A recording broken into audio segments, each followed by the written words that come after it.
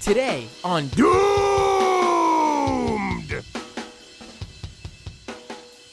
I have been receiving so many calls during the second half of the show lately that I thought, hey, let's just do a call-in show and see how that works out.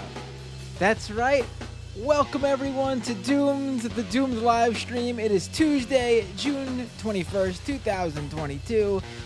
And I want to hear from all of you.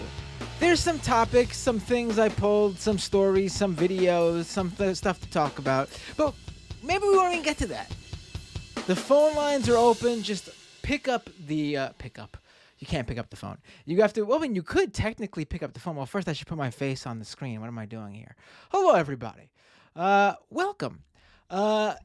So many calls lately that I haven't been able to even... I'm leaving people all hanging on the line multiple weeks now in a row. So I thought, let's see how this works out, because if these calls are regular and getting a lot of calls on a regular basis, then maybe we do some call-in shows, like additional stuff. Why do this instead of Doom today? Well, there were a few things that it was a perfect storm. Basically, the extra day off for a lot of people. Some of the people I reached out to were unavailable or unable to get back to me in time. And then I'm also working on a duel, the first ever Scam Economy Doomed duel episode. I haven't done one yet, if you can believe it. But I'm working on one of those where it's basically going to be one episode for both shows, because the topic, I can tell you, very much could go on either show. And so that's in the works too. So I thought, let's do it. Let's listen to all of you. So there's already someone just reached out to me. Let me tell you. You could call in. Go ahead. Call in right now if you'd like. The Skype information is right there in the description. Doomed live on Skype. If no one calls in right away, no big deal. We can always just get to some of these other stories. Let's get to this first. This is not a clip, but I wanted to talk about this because this is ridiculous. Well, look at that. We got someone calling in already. Let's do this first then. Hey, what's your name? Where are you calling from? Oh, this is Brian, man. Hold on. I'm from Mobile, Alabama. You know that. Hey, Brian from Alabama, Mobile, Alabama. What's up? Can I see your video feed on? Can I pull you up on the stream? Yeah, buddy. Let's do it. I'm confused right now. I don't normally do this, Bender. Okay, don't watch the stream right now. Pause the live stream on YouTube. And just listen through Skype, because the live stream is going to be behind. And then when we get off the call, you just click the live button on YouTube, and it'll get you right back to where the live part of the video is. So, hey, Brian, what was it to talk about? Oh, first, just want to let me give a shout out to somebody. Yeah, go ahead. Now, at least you got me this. All right. I just want to let you know, man. I love the show. You do great work. I appreciate that. You really, I can't hear you. You can't hear me. Oh yeah, all right. There we go. You really sucked Tim Drool the other day. Oh, okay. Like that. Good job. Did you find me from that show or no? Oh, come on, man. Just Majority report, man. I got to ask. I know. I just have to ask. I've been in your Discord many a time. No, might be exaggerating. But damn, I'm a little bit nervous. No, this is as chill as chill can be. Is there something specific you wanted to talk about, or you just wanted to call in and say hello? Either is fine. Either is great. Well, first I want to warn you. I do curse like, Judy Gold on a 12-day Matt Bender, so is that okay? That is perfect. Go ahead. Go right ahead. Feel free. All right, good shit then. First I want you can you let Sam know he owes me $350? Tree fitting. Why does he owe you $350? I'll come to New York and get it if I have to. Ooh, why does he owe you $350? I was joking. Oh, no, man, I wanted to talk about a lot of stuff with you, man. A lot. I've been watching your show. Like, you're big on conspiracies. I know a lot about the conspiracies. I like to know a lot about yourself. Of course, I want you to talk about myself. You know what I mean? Yeah, the Good, good. pipeline, the how I got involved in all this stuff, like how I went from conspiracy to doorknob junkie to majority report, like fanboy, Oh, fan, whatever let's you want to actually call it. this is really interesting. So you're saying you would let's hold on, let's take a breather here because I think we're gonna get into some real stuff here. You actually might end up we might end up going from a call-in show to you literally being a guest because this sounds like we could go on for a bit. So you're saying you went from a Oh, like a right wing or right leaning conspiracy theorist to a no, no. no doubt about it. No doubt about it. Hold on. I don't mean to I know it's your show. I gotta do this now, Sam. I called in majority. I want to say thank you. Thank you for taking my call. You see what happened was the whole week I called this dude. The whole week on my phone, I ran out of minutes. So I'm living, fell hard times. Kind of live in my parents' house right now. I forgot she, kind of lives in the Stone Age.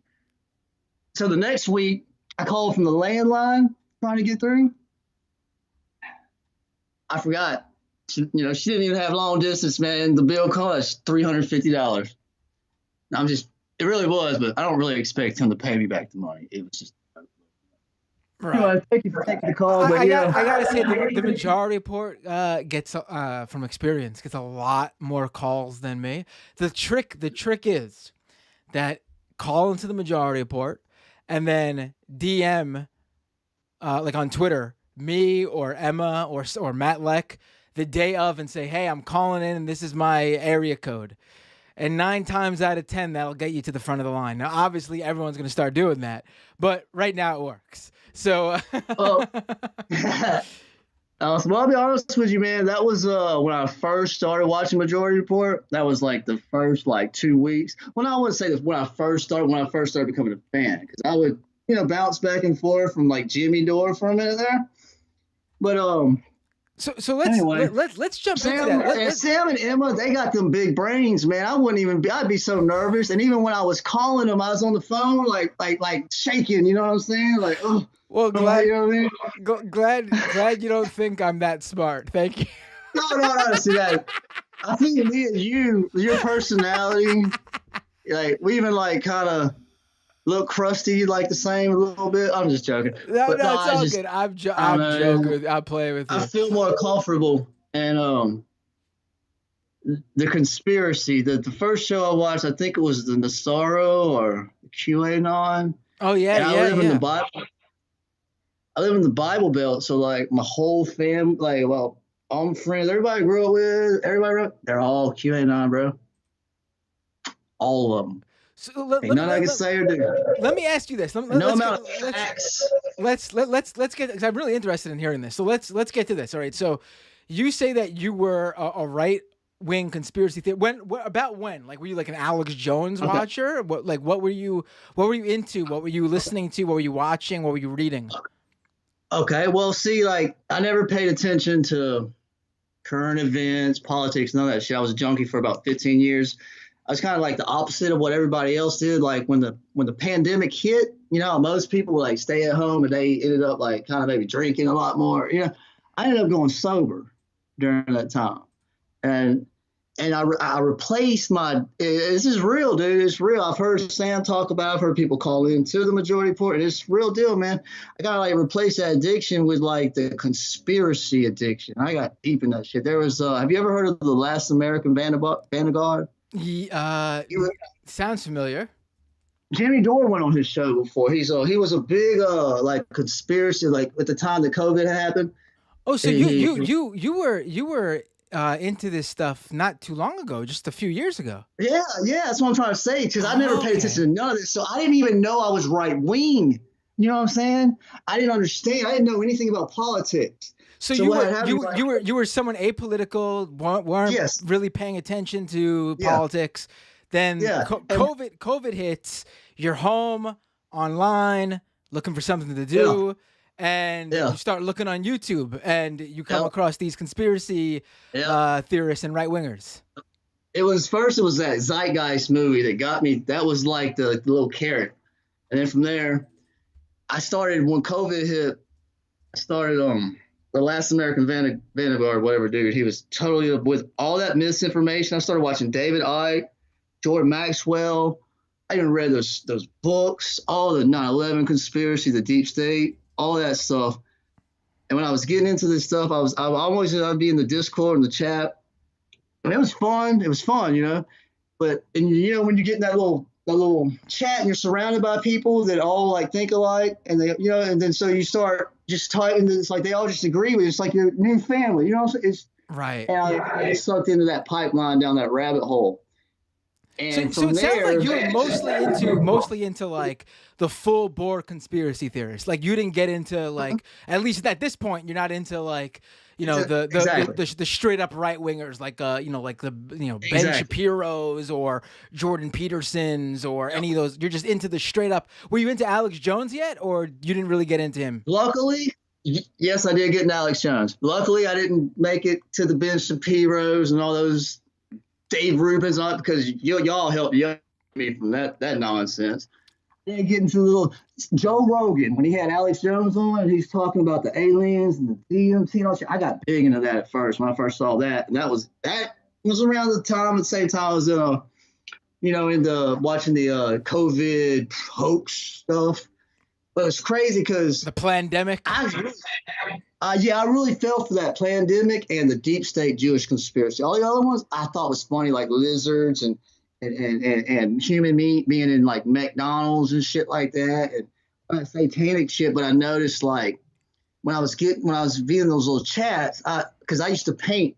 I was a painter. I sprayed, and we had to wear the 895 mask. So as I'm thinking, I'm watching, I'd say something. This is kind of because this shit about the mask. Crazy about how it makes your teeth rot out, gives you makes you get rashes on your face. It's child abuse. And so I was like, man, you know what? I started thinking about it. I was like, man, well, when I spray paint, I put that N95 mask on. It really did. If I was just painting without that motherfucker on, I'd be like choking, dying, paint all over my face at the end of the day. I started talking about that in the chat. They all started calling me a sheep, or just like bam, they attacked me and just like started, you know what I mean? And then whenever I met these motherfuckers, it's so funny.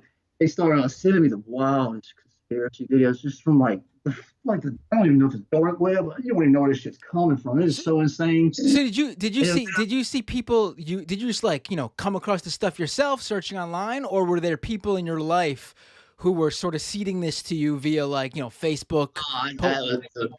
It was all me, bro. David Icke got me good. Started watching that dude.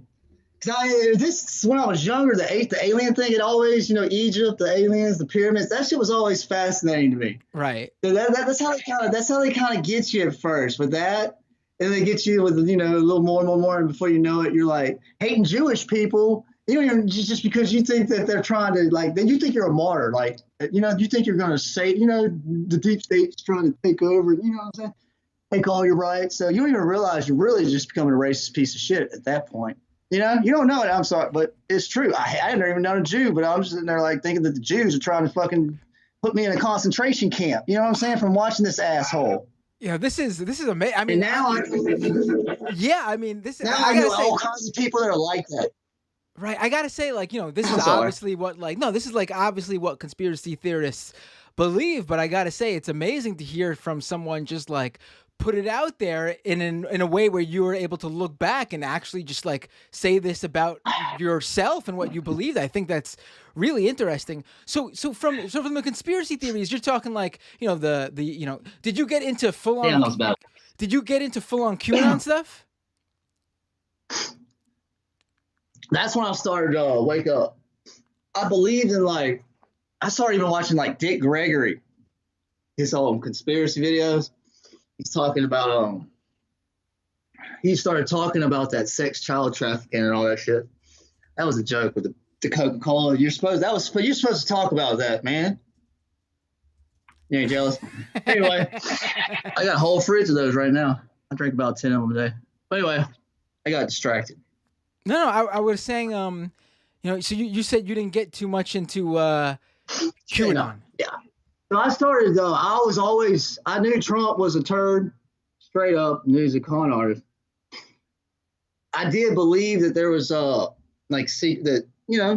because there really is child sex trafficking. So that's another way they get you. But I never fell for the QAnon conspiracy. And another thing that had happened that I started realizing when I started dealing with these conspiracy nuts in the Discord, that they were really fundamentally religious. And I've always known that about that. And when I started making that connection, that's when I woke up. And then that's when that QAnon shit took off. And I was like, no. That's when I started going and watching but I was watching Jimmy Dore at this point. I kind of, see, that Last American Vanguard, dude, he got banned from YouTube. And when that happened, I started kind of getting into politics. So I went to Jimmy Dore. And one day, man, I remember like 1 week, I just like binge watched Jimmy Dore because, you know, he can't be entertained. Like if you don't know he's a dipshit and you don't follow politics and you're just watching this shit, it's like, damn, this is interesting shit. And then you fall into it. So then I become a door stand for a while. You know what I mean? Right. So you went from you went from okay. So you're on. I want to try to I want to keep it in like a timeline so we could follow along. Everyone can follow along. So we already established pandemic. You're getting into the conspiracy theories about COVID, the masks, why it's going on, why the government's doing what they're doing. You're getting the David Icke, all the other conspiracy theorists. You're watching Plandemic. You're the whole the Alex Jones. You're getting the stuff where Jewish people are conspiring to take over. And for YouTube's sake, I think it's obvious that we're talking about this in a sense to debunk it all. But just want to be clear, none of that is true, and that's why you came out of that. But from there, you move on to Jimmy Dore. You say. How did you make that transition? Where does Jimmy Dore come in?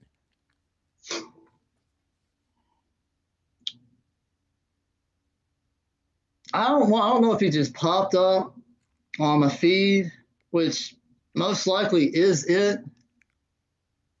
Which says I think a lot. That is it. I mean, honestly, I can't remember that point. Honestly, how I found Jimmy Dore exactly, right. But I started watching Jimmy Dore, and I remember if YouTube was if YouTube was recommending him to you, then I mean that says basically that you were watching all that conspiratorial stuff, and they matched you with Jimmy Dore based on that. Which, I mean, yeah. Go ahead though. So you come across Jimmy Dore stuff, and you start watching. What attracted you to Jimmy Dore? I get that he's got a charismatic approach, delivery, but in terms of like the content, what attracted you to Jimmy Dore? He touched a lot about conspiracy stuff. He talked about the Hillary Clinton, how they are responsible for killing people, the Seth Rich shit. It made politics real interesting. He was very conspiracy minded, so right then and there I was already like that too. And Jimmy Dore, he can be funny when he wants to. He actually has some really good funny bits for those phone calls and whatnot. He's a reactionary. And at that time, he kind of touched the bone. He pissed me off sometimes. I'll be watching it. I'll be ready to go fucking fight him. You know what I'm saying? Not really, but right. I fell for the fucking reactionary shit. So, but he was. I don't know. I'm going to ask you this. By that time, was he already dipping his toe into the anti-vaxxer COVID stuff? Like, is that one of the things? Whoa. No, he wasn't. Because he was doing that now. Dude, Go ahead. I liked him. And then when COVID hit, I was watching him for like right around the time COVID hit. But then when COVID hit, I was still watching that other shit. And I was totally anti-vax, totally COVID is a hoax. So then at first when he come out, he was serious about COVID.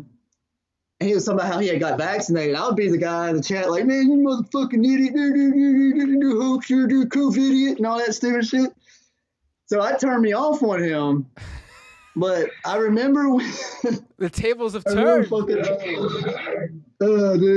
I remember when the TYT thing popped off with Jimmy Dore and them.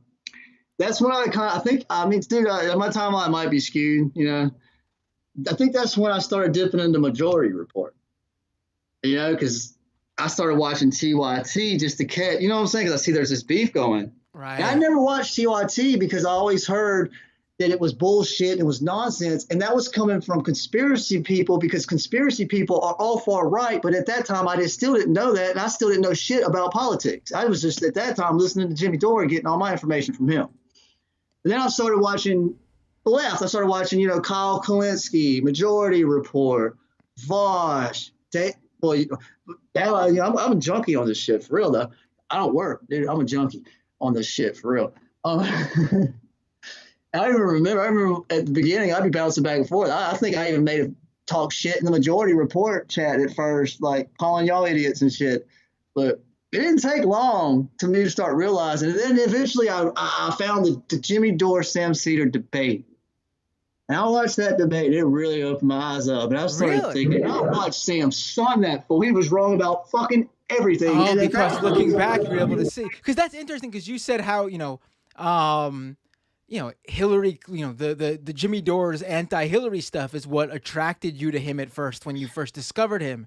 And then you're watching the Jimmy Dore debate, and obviously it's, how many years, what 6, well, when you were watching it, probably like what, 4 or 5 years passed. But in that debate, Sam is arguing for voting for Hillary again, not because he's some big Hillary fan, but because she was the better choice than Trump. But that's really interesting to hear. You find Jimmy because of the anti-Hillary stuff, and then you're watching the debate, and Sam, I guess, was so convincing. He had his facts were right. And at this point, I'm starting to realize I could just tell by the way I could just tell, and that's when I started. And then also at that time, I'm starting to hear the other side too. And as I start hearing the other side, it makes me think, and I start questioning all this shit. So I go start looking. Like I was into like Protocols of Zion and Belfiore documentation, Rothschild, all that shit. Right. Then when I started looking all that shit up, and then you saw how I started reading like books, like Anthony Norris books on the cults and everything. And I started reading up on this knowledge, and I found out that when that conspiracy started, why it started, how it started, that the KGB faked that whole Protocol of Zion because they were. It's just all racism, basically. Right. I was gonna say you saw how unsuccessful Sam Cedar was in his comedy career, and you had to have known right then and there that no way the Jews run run everything. Ashkenazi, they're not even real Jews, man. They're fake Jews. They call them crypto Jews. That's what they call them. I'll say you reminded me. I mean, I've mentioned this already. Like when I was on Tim Pool's show a couple of weeks back, he asked me like what my background was, and I told him I was white.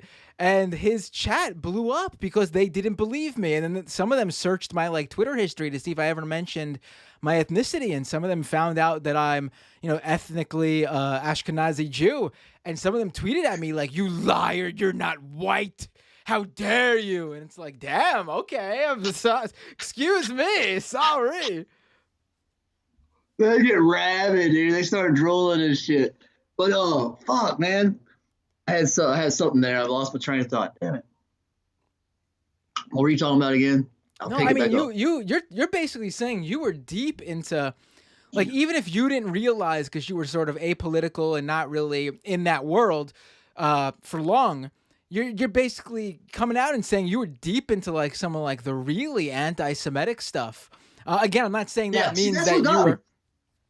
No. Seriously, I fell for it, dude. I even it's embarrassing, and it's true what y'all say, man. Because I did a podcast with somebody during that time, and I spewed that nonsense out my mouth, that garbage, that filth, and that shit was the highest like viewed video from that dude's podcast. And afterwards, I went back to him like, dude, delete that shit now. Delete it. I don't want that shit. Like after I started realizing he refused to delete it. And I was just talking. I was just repeating what I heard. That's all. But damn it, there was something where I was going to. No, go ahead. Think of. I was going to bring another thing I want to bring up is that in that to me the most amazing. Everyone should check out that Sam Cedar Jimmy Dore debate, especially after you just mentioned how it took you, it helped to, bring you out of the conspiracy world. Because Well, that and watching Majority Report. right, It right, wasn't just the debate. I right. started watching, all That was that. like the But yeah, thing that got you into watching more of the Majority Report, I guess. yeah.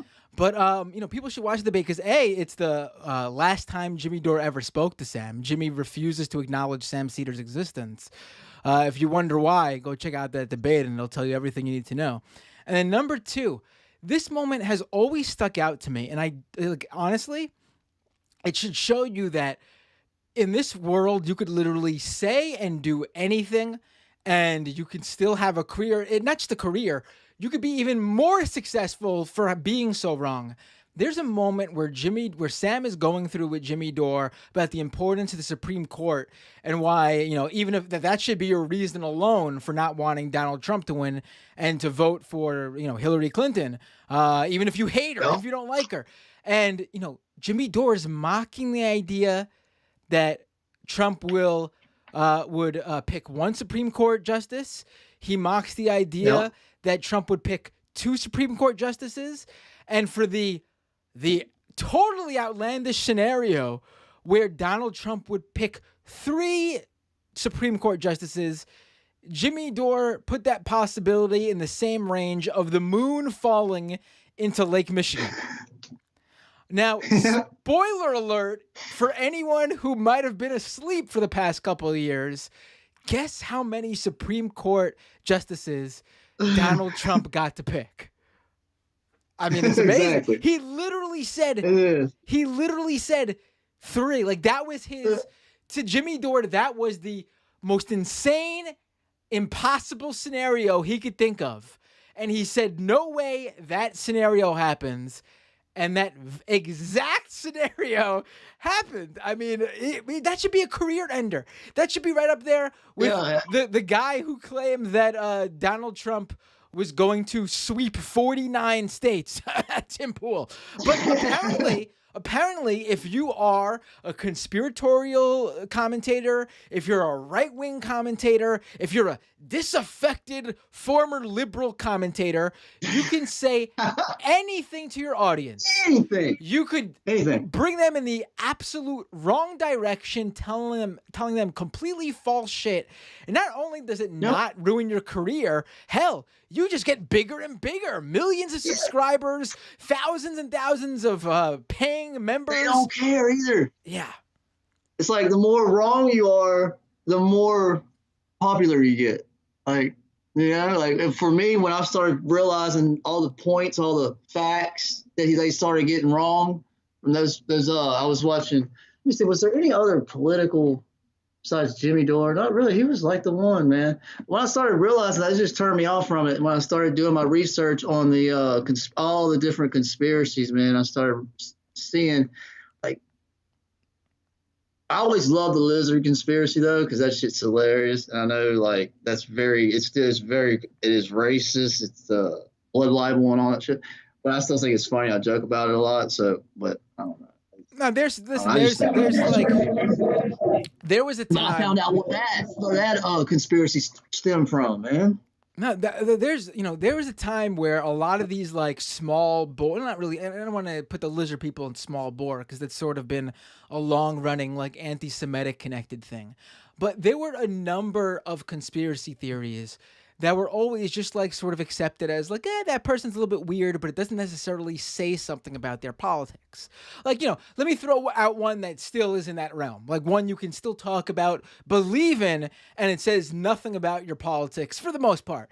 Like Bigfoot. Like, if you believe in Bigfoot, and there are people who are deep into that stuff, doesn't necessarily think, like, there's no direct line from, Bigfoot to believing the big lie, like from Donald Trump. Exactly. Like, there's no direct line there.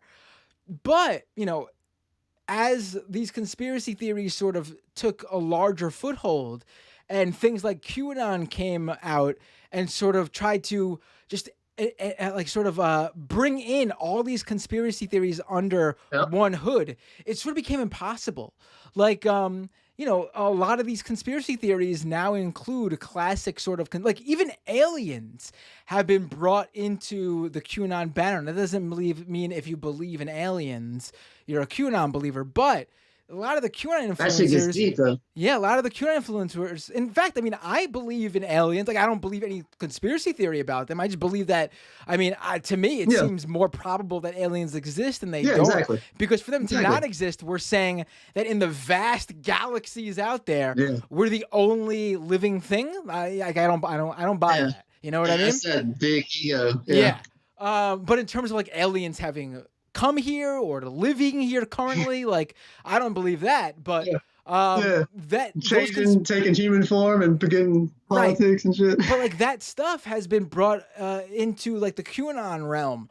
All sorts of these random conspiracies that I had known about that seemed totally disconnected just from like, the past decade of just like looking into this stuff just like as a hobby even early on. All of a sudden, all became like wrapped up in this nice little bow thanks to things like QAnon.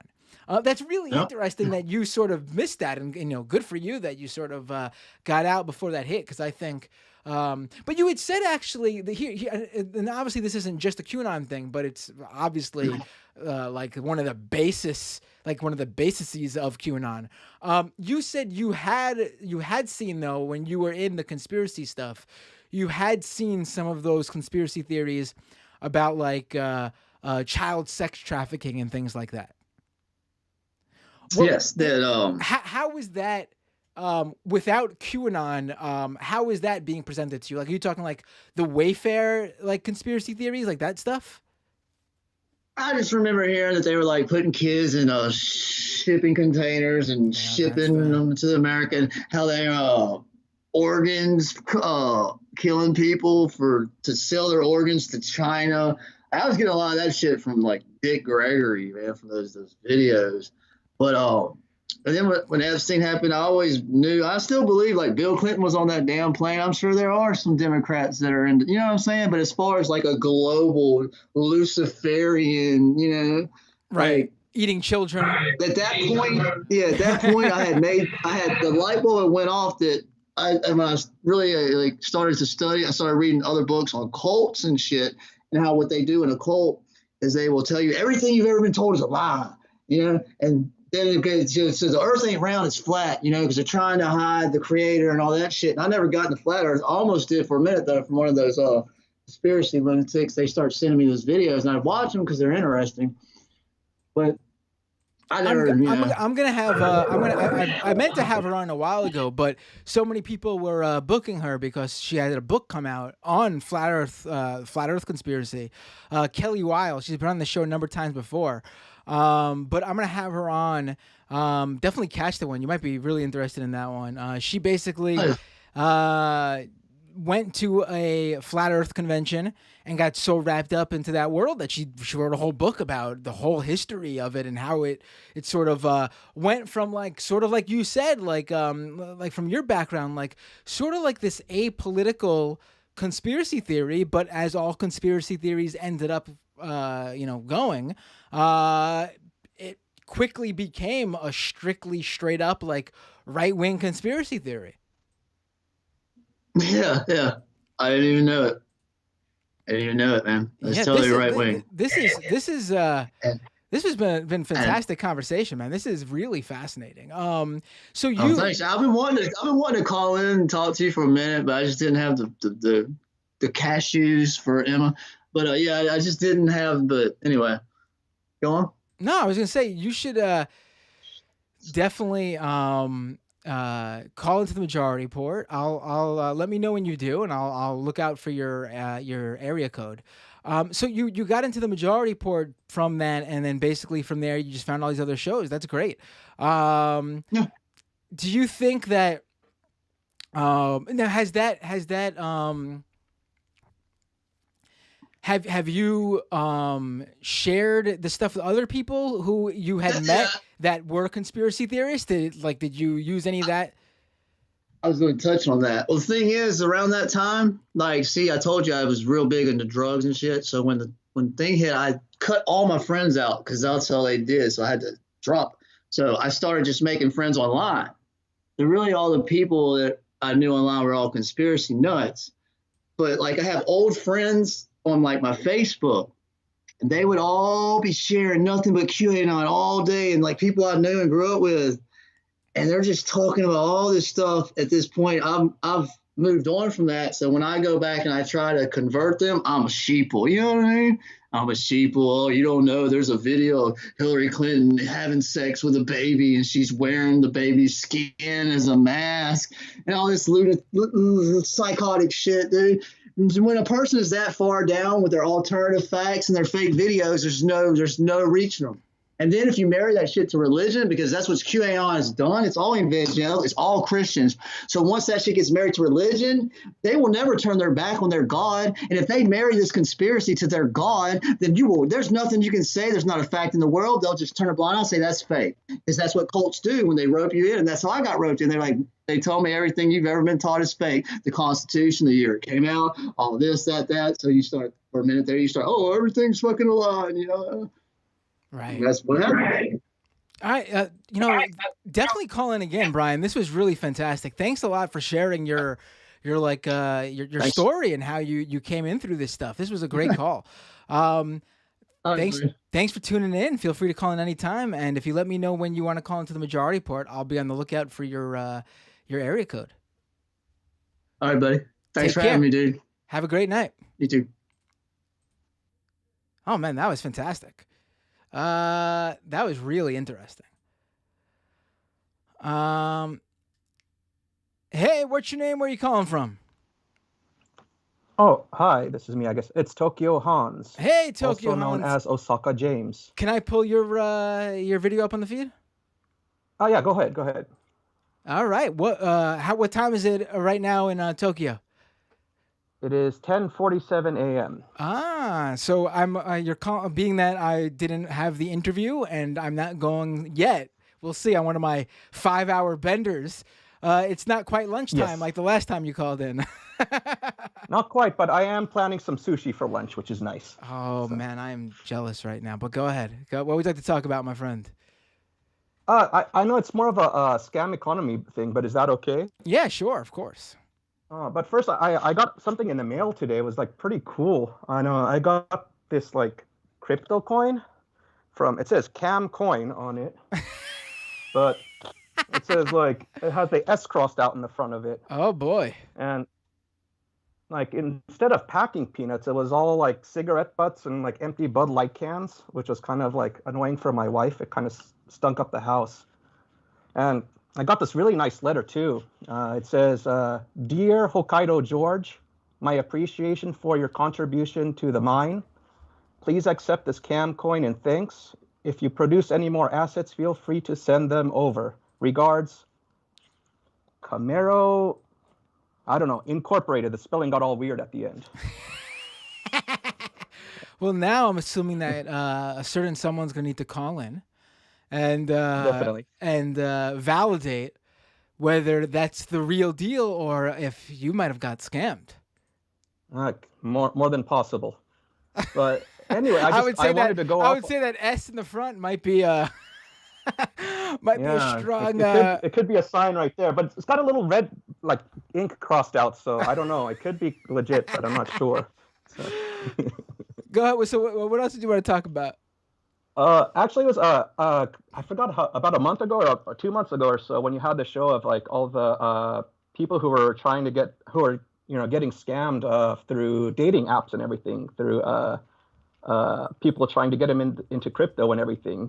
Right. I forgot what episode that was. No, it was like episode 12, I want to say, maybe a little bit before that. It's one of those, yeah. It's one. I know exactly which one. Like, anyone who wants to check it out, it's called ASL Crypto. That's the name of the episode. I had a similar experience, but not with a dating app. I had a completely new way of somebody trying to get me into crypto. It was actually through LinkedIn. Let's hear it. I'm interested. Yeah, basically what happened was, well, as I mentioned before in my previous call, like a couple of weeks ago, I work for an IT company, and we make this very niche product for like networking systems. And like nobody knows about this product, so it's not like a big deal. But we were at a sales conference in Singapore a couple of weeks ago, and all of a sudden, this last week, I get this random direct message on LinkedIn, like from this younger woman, from Hong Kong, saying, "Hey, I saw your product at so and so event, and I'm interested in buying it." And I personally didn't go to this event, but I was like, "Oh, right, I can get a sale in, get some commission, get a couple $100, give half of it to Matt. This is perfect." So we start talking and just doing a back and forth over a couple of days. This is what the product does, whatever, just regular sales pitching and everything. And just out of nowhere, they're like, "Oh, I'm going actually to Tokyo in a little bit, and could you exchange Line? Line is like WhatsApp here in Japan, and give me your Line account." And she sends her like Line information and everything, and I'm like, whatever, I'm not going to accept it. And I say that I'm sorry, I only use LinkedIn for business situations, nothing personal. And she's like, "Oh, that's fine, that's fine." And we just keep talking a bit, like talking about IT stuff and whatnot, what they're into. And all out of nowhere, she says, "Oh, so how's your crypto portfolio doing?" Just out of the blue. And I'm like, "I'm not really into that, sorry." And what's wrong? Don't you? What was the exact? Don't you want to make some money? I just made like $300,000 in the last month just trading, like I think it was like Momoa coin or something like that. I'm like, no interest, sorry. And I was, what? I thought you were such a nice person. You can totally do this. You can make a lot of money. You can get this. We can meet in Tokyo if you'd like. And finally, I just shut down the conversation from there. Wow. And then so she just reached out right on LinkedIn and started trying to sell you on the it was a shit coin too. It wasn't even like trying to get you to buy her. If it was even a her, like it could have just been a fake. Exactly. Probably was a fake account. Yeah. Yeah, and actually that's where I get to the next point. It's like I looked up the name, the Line account name, and it's a very, very, very specific, like unique name and everything. And I Googled it, and an Instagram account came up, and it's some like Filipino guy. So yeah, I know it's not a hers from there. Wow, there you go. So yeah, that's basically it. I just wanted to share my quick experience from there. So no, that's really interesting. And I got now another thing to make note of. Actually, another thing to be on the lookout for. It seems like it followed the same sort of thing, but they're going at you on LinkedIn. Yes, exactly. And it's just the same. It's basically the same as the other guys said. It's they try to get to you like saying like, "Oh, you sound so nice and everything." And oh, it's funny it's funny you tell me this now because I just searched it, and CNBC of all places just had an article just yesterday. Crypto scammers are using LinkedIn to target victims, warns the FBI. Oh wow! So apparently this is becoming a thing now. So I don't use any dating apps or anything. I'm very happily married, so I didn't have that kind of experience. But yeah, everybody look out on LinkedIn now.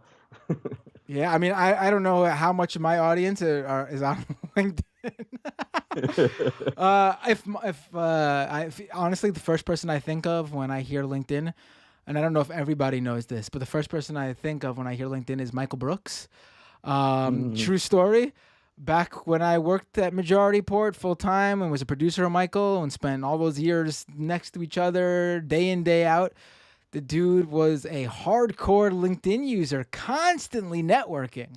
So, I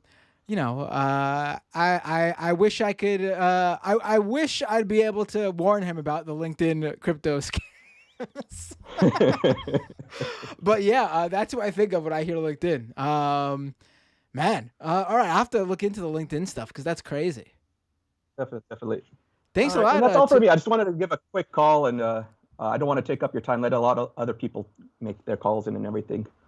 All right, thanks a lot for the call, Tokyo Hans, and enjoy that sushi. I'm getting really jealous of you just thinking about it. Have a good night. I won't try to eat too much. Like as a Dave from Jamaica said it causes stomach cancer or something. So I didn't know. I'll try to take it easy on If it. I were you, I would just honestly eat as much sushi as I could. But have a I will. have a great afternoon, I should say. Take care. Thank you. All right. Have a good day. Take it easy, guys. Bye. All right. Let's go back to the phones. Hey, what's your name? Where are you calling from? Hey. Oh, let me mute myself. Hey, Matt, can you hear me? I can hear you. What's your name? Where are you calling from? Sorry, I had my. Let me turn my volume up 1 sec. No problem. No, it happens. Don't worry about it. Thingamajig was being annoying. Hey, all right. So I'm the dude that called in a couple weeks ago. Let's see, I can share webcam too. I was the dude who called in a couple weeks ago about that Abdul Al-Sayed Medicare for All book. Okay, I remember. My name's Scott, Minnesota. Yeah. Hey. So just two quick things. One was, I guess, did you get a chance to check out that book by chance? Or not yet? I have not gotten a chance yet. Yeah, stuff gets busy. But yeah, someday maybe put it on your list. But the thing I was calling in about was I have not seen the Majority Report cover. Did you end up seeing the debate Bernie Sanders had with Lindsey Graham recently on Fox? I honestly did not even know that was happening, and when I saw like some like screenshots or clips of it, I scrolled right past it because I had assumed it was from like right before the pandemic, because I did not know I did not know they were doing things like that again. Yeah, and neither did I. But yeah, I just wanted to toss that on your radar as maybe some content either for your show or from the Majority Report, because Bernie crushed him, and it was he talks a lot about Medicare for All. So was there an audience? Something that I'm very passionate about. So was there there was an audience there? Cool stuff. But, can you hear me? Yeah, can you hear me? Oh, yep, I can. Yeah. Was there an audience there, like a studio audience? I can't remember. I think there was. I'm pretty sure there was a giant studio audience. It was televised on Fox News, and it was also like an hour long. So it was a long form debate too. It wasn't just like a short segment, which might make it kind of hard to break down, but it also makes for obviously a way more interesting discussion. Not that Lindsey really offered anything interesting, like you'd expect. A lot of I can't imagine platitudes. I can't imagine. Like, obviously, we would disagree with Lindsey Graham, but I can't, or any any Republican senator that they put up there. Well, yeah, Bernie. But I can't imagine that Lindsey Graham even makes like the charismatic delivery case. Do you know what I mean? Oh, yeah. Yeah, I mean, he changed the subject a lot, and it was just a lot of like, because I mean, the thing is, how do you argue against Medicare for All when your talking point is, oh, we don't want to raise people's taxes, and Bernie's response is, well, people would net pay less into the system. It would be more efficient. It would save lives. It would save money. Everything would be easier. No copays, no deductibles, no premiums. Literally all upsides, and like, so Lindsey Graham just basically dodged the whole time, right. And it was just like, but it made for some really interesting content, and it was, it was on Fox News, so hopefully at least some viewers out there maybe had that seed planted of like, maybe Bernie's not such a crazy old man after all, So yeah, it could have. Yeah, that's my hope.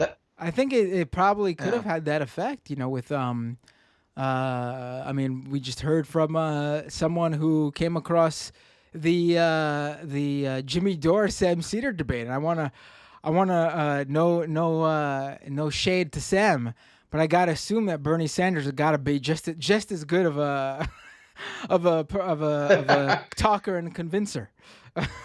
Yeah, absolutely. Oh, yeah. And by the way, I was listening in on that call, and that was incredibly interesting and inspiring to hear that change is happening out there, big or small. You guys are making a difference in at least some people's lives. That's really cool. But that's all I had. But yeah, great job with this show. I'm pretty new to your show. I'm a pretty seasoned Majority Report listener, but you're doing a great job too, and I'm really enjoying it. So thank you. I appreciate it. Have a great night. Definitely call in again, and I'll try to expedite that checking out that book on my list. Like I knew of it before you even mentioned it, but there's just I didn't even get No, around. yeah, no worries. It's also like There are it's not some a there are some books like right in my wheelhouse actually, like that I'm gonna have as guests on this show about like conspiratorial stuff sitting on my shelf that I haven't been able to finish yet either. So it's not even yeah. just that. It's just I just Yeah. Oh, yeah. No, I totally get it. It's also not like a super short read. I mean, it's not a long book, but it's no. You're probably familiar though with Ben Burgess's Logic for the Left uh, book. I don't know. That's another great one to maybe put on the I'll have back to of your check it radar. out. But that one's like a I'm familiar with yeah. Ben. Okay, if you're not familiar I'm with that familiar with one, Burgess, and I know that he's got a few books out. I'll check that out too. yeah. But I was just gonna add his debunking something. It's called Logic for the Left, is how you find it. But it's really short. It's a very short, sweet read, and it's one that I've recommended to a few conservative friends of mine, and kind of opened their eyes on just a few quick issues. Kind of just lays out a lot of the left's quick like.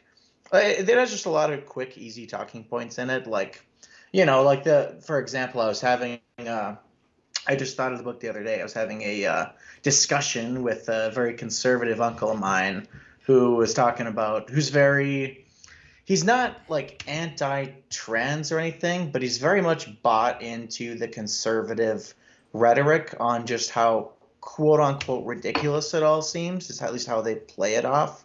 Where he's like, it's not. He's like, I don't like dislike trans people, but I think the whole thing is just like a little bit silly to me because I don't understand it. Right. And the way that I explained it to him was the same way that Ben in his book said, like to understand the difference between gender and like gender and sex.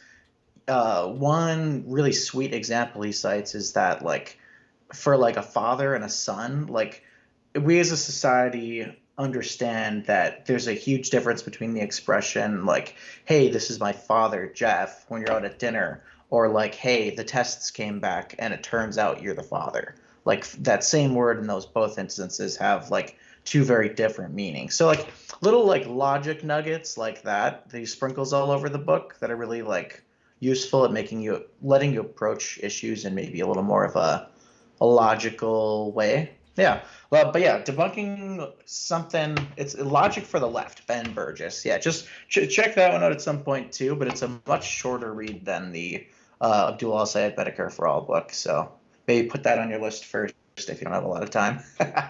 Yeah, definitely.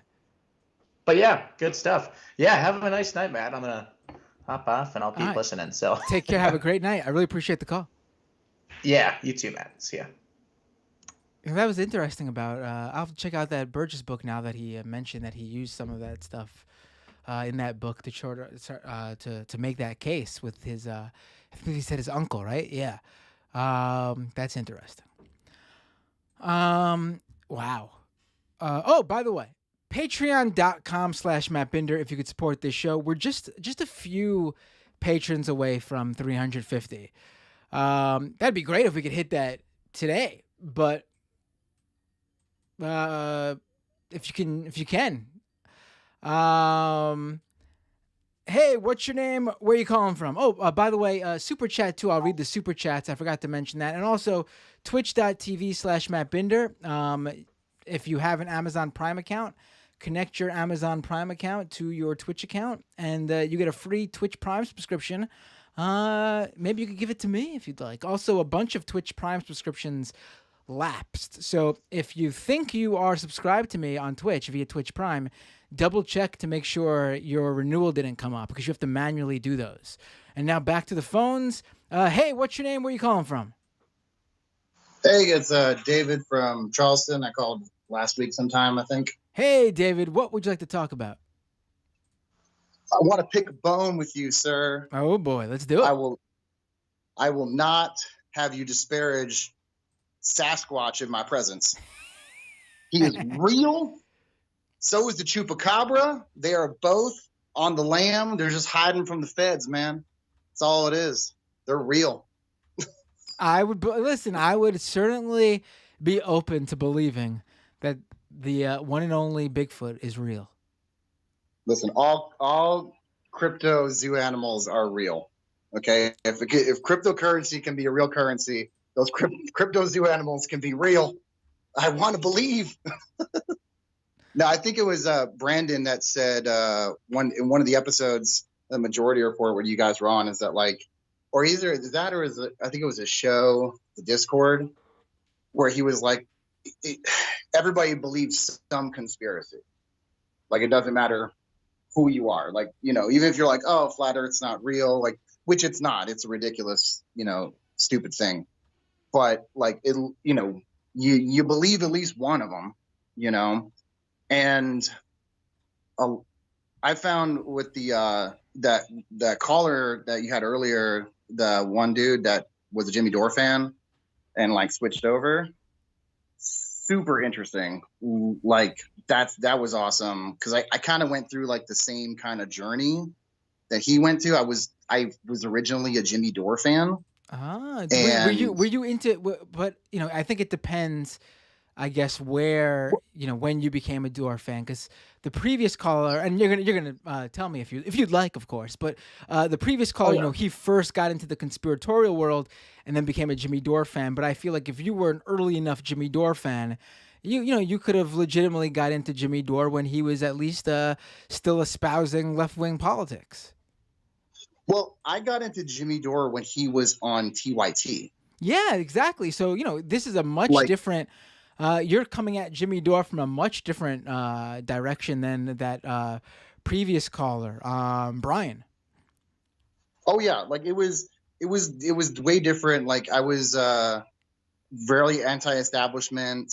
Like when you know, the whole Occupy Wall Street was going down, I was newly out of the Air Force and I was in college, and I was just like, man, that's so messed up that like all this stuff is like happening, you know what I'm saying? And like they didn't fix anything, and yeah, like, you know, the economy crashed and this is terrible, you know, that kind of thing. And then like kind of went like the libertarian route because most of my friends were libertarians. I was just like, both parties suck and blah blah blah. And then like I found TYT, and then Jimmy Dore was making a lot of sense at the time on TYT because, you know, he was espousing, like you said, left-wing positions. He was espousing like, you know, common sense stuff like these people suck and, you know, the government's not out there to help you and, you know, that kind of thing. And like, you know, there's corrupt oligarchs and all these stuff, things were true, you know. And I was like, oh, okay. And so then I found his comedy special and I thought he was pretty funny.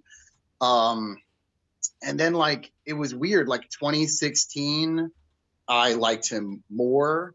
And I was like, yeah, you know, I was a regular like viewer. And then like, I think I said something to another friend of mine that I was just like, oh, well, you know, I'm into politics, whatever. And she was like, I'm into politics too.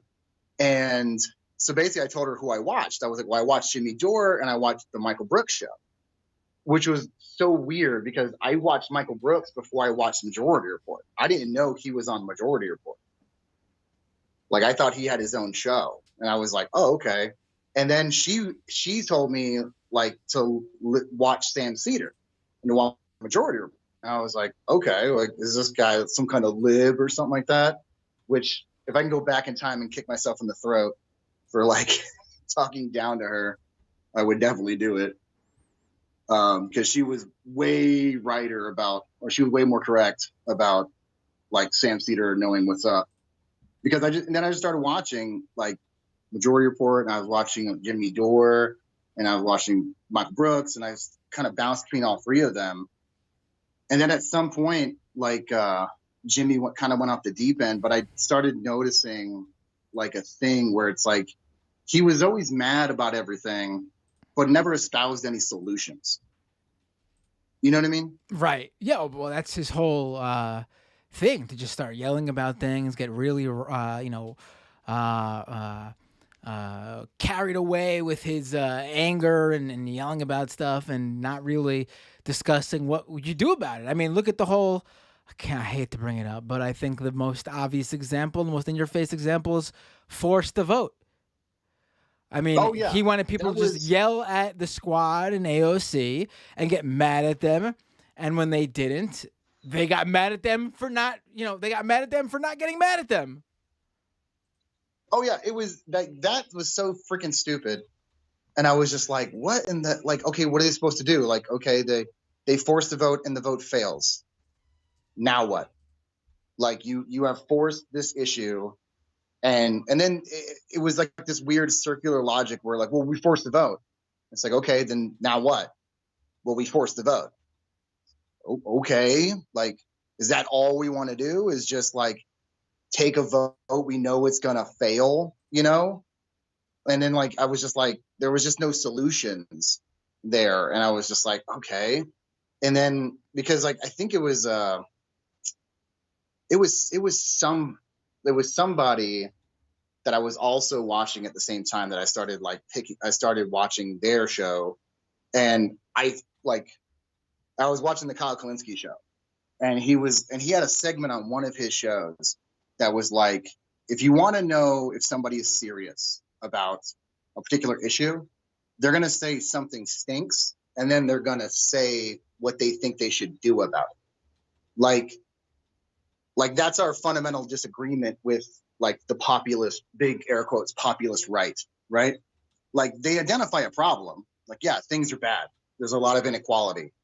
But when you listen to them for more than 5 seconds, you go, yeah, I agree, something's wrong. And then they go, then you're like, okay, what's the solution? They're like, we should kill the Jews. And you're just like, okay, that's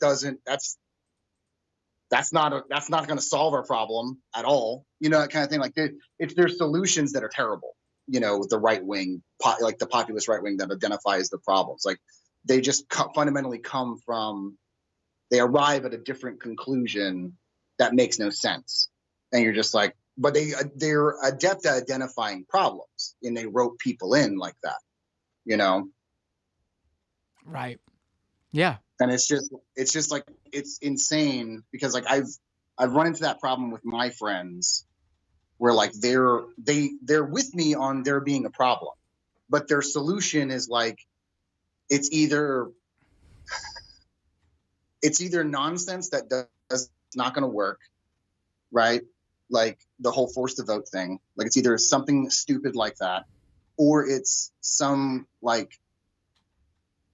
kind of act in like passive nihilism where like nothing matters, so just Joker moment everywhere, right? Yeah. Like they just kind of like it's totally it's totally just to be a contrarian. Like, what's the purpose? Oh yeah. I will say as an addendum, I don't think it's necessary to like have a solution for the things that you want to complain about. But the real issue with me with someone like Dorr is that he presents his non-solutions as solutions. Like if I was to tell you, if I was to tell you a problem, I think it's fine for me or you to not have the answer for a problem that's very complex and not so simple to solve. I mean, sometimes just pointing out the problem is a huge step for just letting a lot of other people know there's a problem here. So I think that's fine.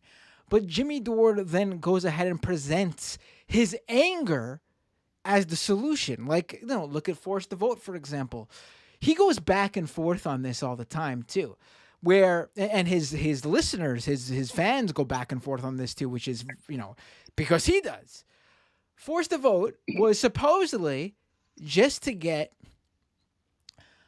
members of the Democratic Party on the record with where they stand for Medicare for All, which one of two things to say to that. We have that on record already. And number two, people lie. Because some of those people who are on record supporting it later, when push came to shove, decided to not support it so much when they had to insert a healthcare plan into their presidential campaign. Oh yeah. So that aside, though, we were told that the purpose of Force to Vote is to force them to take a position so we get it on the record. All right, fair enough. But then all of a sudden, if you didn't support this Force to Vote strategy, you were responsible for not providing people with health care.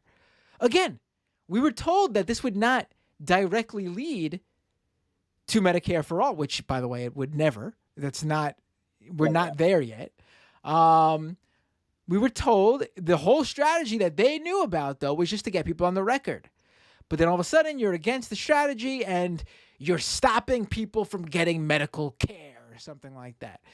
It's just like bullshit all around. They're, once again, trying to sell something they know is not a solution. By their own words, they know it's not a solution. They then, when they need to use it in an argument and say, this was supposed to be the solution, you would have healthcare right now if it wasn't for the Sam Cedars and the Matt Binders of the world telling you that forced to vote was pointless. Oh yeah, it's fundamentally their brains are kind of broken. Like, and the irony of this statement is not lost upon me as I say this on your show, is that they are chasing the clout that comes with being able to be like, see, I advocated for something. It's like they're chasing that clout, and they're the same people that are constantly in the majority reports, like IMs saying about some insert random left adjacent streamer said this about this particular topic. And it's just like, they want to drama farm, you know, like that kind of thing. They're on the internet to clout chase. And like, I'll sound like a popular streamer that I watch when I say this, is that like, for them, it's an aesthetic choice of, you know, of being on the left is an aesthetic choice for them. And they want to be seen as having like good morals and advocating for, you know, their good non-solutions to problems. And at the end of the day, they're just fundamentally just clout-chasing about it. And it's just like, I get it. Like, you want to drive traffic to your YouTube channel. And so like, forced to vote, it's great.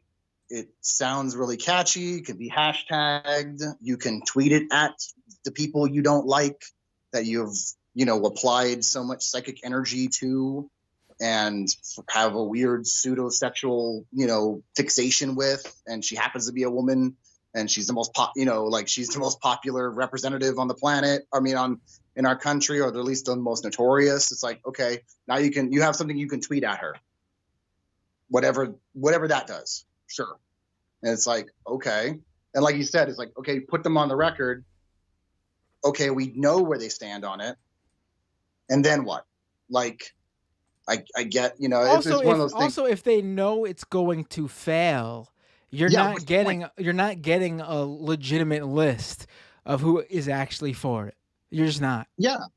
Like, and you can tell who's for Medicare for all and who's not, because, you know, funding of elections is pretty public record, and you can just look at who's being paid by the, you know, the big super PACs that are funded by Big Pharma and the insurance companies. Like, yeah, surprise. Tommy Tuberville is against Medicare for all. You mean the guy that represents the state of Delaware? Like, that's amazing. You know, like they feel fundamentally unserious. And it took me a long time to realize that unseriousness, like, about them. It took me longer than I would hoped. And like, you know, it's one of those things where it's like, we're all on our leftist journeys, and like, nobody is, you know, none of us are perfect on anything. And I think it reminds me of like when Michael Brooks was like, he was at a college or something like that. And he's just like, it's fundamentally ridiculous when someone's like, we're all Maoist here. It's like, Mao, really?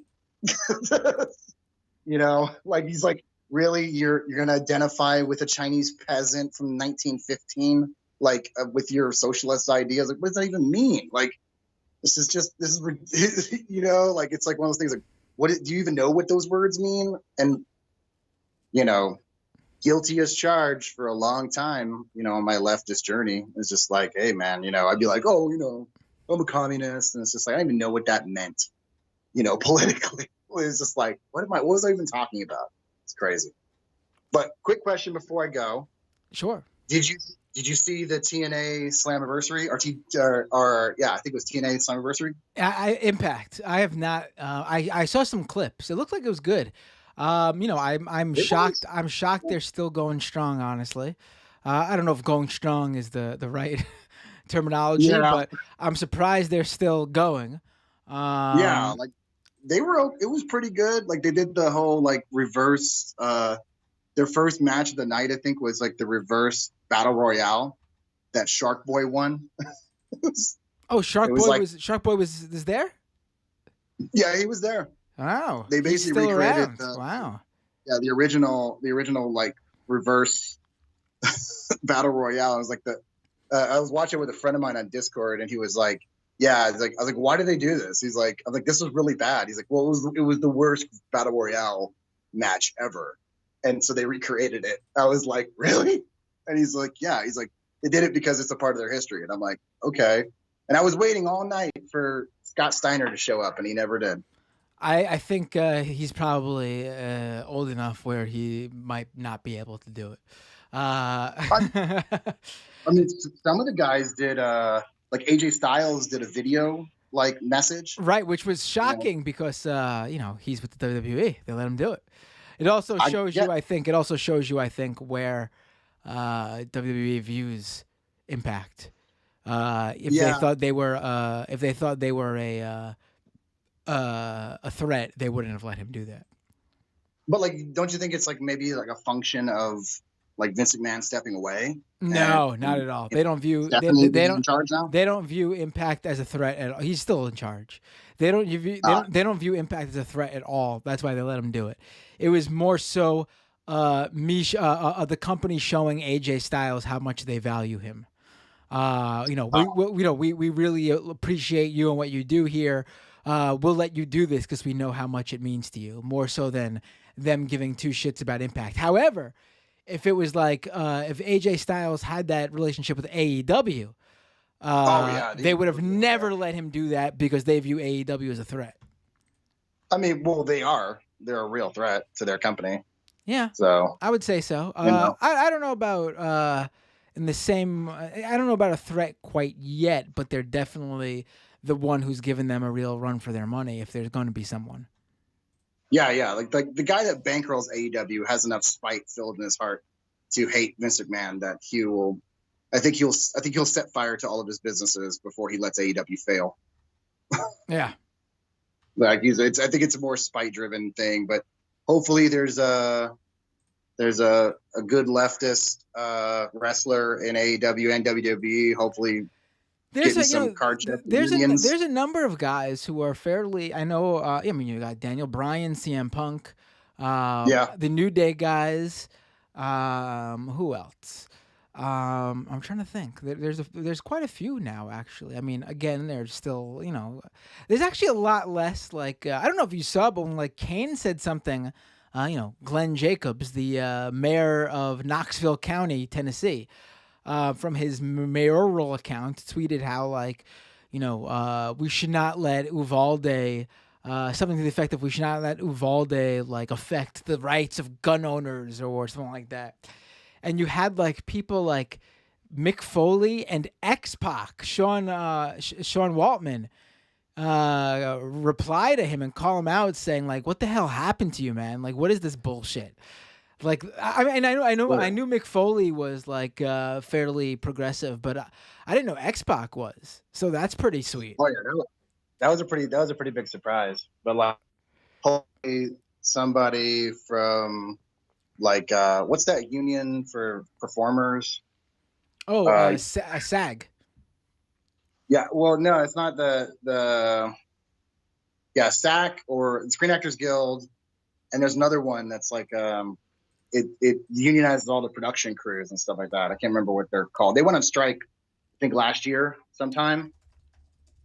Let me check. I think I know which one you're talking about. They covered it on the Majority Report. They went on strike, and it was they represented writers, production crews, lighting guys. They represent the International Alliance of Theatrical and Stage Employees. Is that the one? Maybe there's another one. There's another one that does performers too. That's a big umbrella. But yeah, somebody, I don't know why that they're hopefully Mick Foley and all those guys can I mean, or maybe I something mean the from the crew, union can like contact them. But they need to be unionized, the crew WWE uses, I believe, is non-union as well. The which is reason insane. the reason they don't go to MSG so much anymore, and the reason they only do house shows at MSG, pretty much, is because MSG has a contract with the union there that says they have to hire the union members for any show that comes to MSG, and that along with the rising like outright rental costs of MSG, which obviously the union dues, like the union pay scale, I should say, contributes to that. I should say. That's why WWE barely goes to MSG. They're like former home. They used to do regular shows at MSG, and now they come around once or twice a year for house shows that aren't televised, which means no production crew. Oh yeah, that was the same thing with Charleston.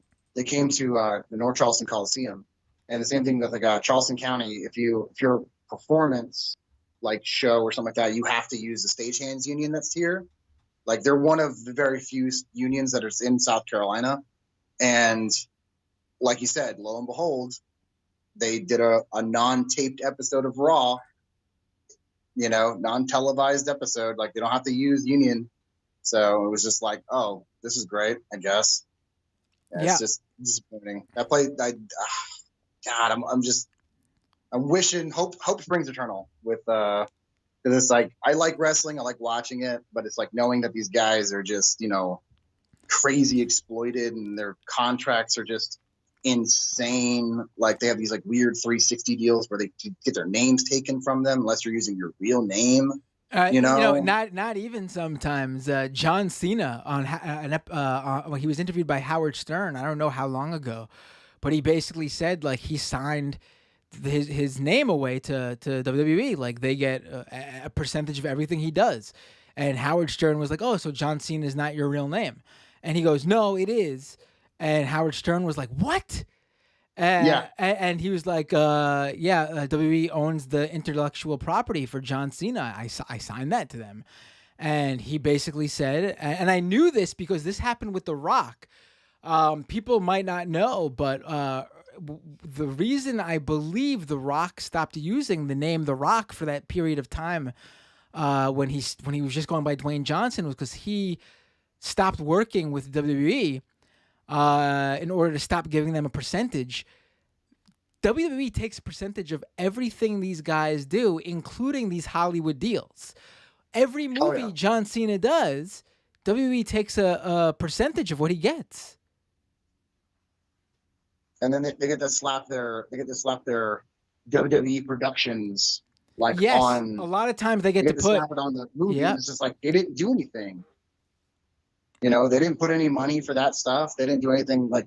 Then you know, it's crazy exploitative. It's just like it's capitalism in its rawest form with those guys. It's just, and it breaks my heart because like they just, you know, how many of these performers have like died penniless or like going on GoFundMe begging for money to, you know, so they can be buried in a box. Right. I mean, wrestling's a really weird world because it's.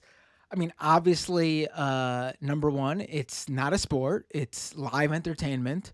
But they all treat their careers like a sport because they have to be athletic and be in shape, and at the same time, they're actors.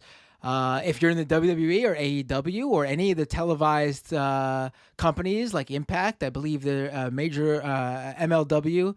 Major League Wrestling has a deal with Vice or something like that. They are on TV, but they're not union, which basically, if you're watching a TV show on something that isn't like just a web series, like if you're watching a show that's on a TV network, those actors are all part of SAG-AFTRA. They have to be. Oh, yeah. Except if they're like reality TV, obviously, or the WWE. They don't have a union like all the other sports that has a union. have unions. The sports that don't have unions are usually solo sports, like tennis, for example, which people might say, oh, wrestlers, they're like, but no, actually, because they all have to work together to do the match. Like, none of them are going in there in a one-on-one competition with their self in mind. The whole point of the match is it's like a dance. They're working together to put on it's all performance. collaborative. They have to go to practice. They have to they got to go do the script reads. They have to get the story. They're also putting their life in the other person's hand and has to trust that they're going to do something that looks convincing but is going to inflict the minimal damage as possible to them in actuality. And then on top of that, the whole industry is still living in like the Carney days. It's the only thing on the planet that I can think of that still treats it like step right up, come see the flame, the flame breathing man, the bearded lady. Like, that's the last thing on earth that's like that is professional wrestling. It's they all still treat each other that way. They all act that way. They still live the gimmick. Like, it's not like an actor who, when they get off the set, that's it. They're not still playing that role. These guys live their character, live their role. Some of them are starting to ease up on the idea that, we don't have to do this. But some of them are are hell-bent on doing that. Even some of the younger guys, they're just like, this is what we want to keep that, like, that showmanship aspect, that it's still real alive. Isn't it like in their sometimes it's in their contracts, right? Like, when they're at certain like fan events, they have to be in kayfabe. Yes. They have to be there. Some guy, like for example, Rey Mysterio.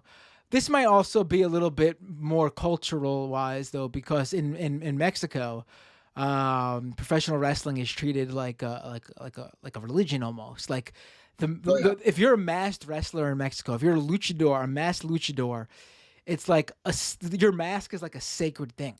Like, if you you don't go out without the mask on. It's like a tradition that's passed on down like by the family. And when you do decide to lose that mask, if you decide like you're no longer going to wear the mask, you got to do it in a gimmick. Like, you can't just show up one day and say, I'm not wearing the mask. You have to have an angle that leads to a match with your rival. That's like a hair versus mask match. Like, the loser loses their mask, or if you're facing a non-masked wrestler versus a masked wrestler, the non-masked wrestler would like have to like shave his head or whatever if he lost. But like, it's a whole thing. And Rey Mysterio actually had lost his mask in WCW, but when the WWE signed him, they said, we want you with the mask on because we're going to sell the shit out of your mask. It's going to be like your biggest piece of merch. And it actually, for a long time, was like one of their top selling pieces of merchandise, because kids love the Rey Mysterio mask. Oh, yeah. Like, Lucha Libre is huge, man. Like, I remember being a little kid, and that was the first exposure to wrestling I got was watching Lucha Libre on Univision, which is like the Spanish channel. They just played like Lucha Libre all the time. And I remember watching it. I was like, oh, this is awesome. And then I saw like the like professional wrestling. I was like, oh, it's like Lucha Libre, but like American. And then it was like so some of the early SmackDown episodes I saw, I was like, this isn't engaging as Lucha Libre was. Lucha Libre was like high stakes, man. That thing was those guys were like life or death, they were crazy. But yeah.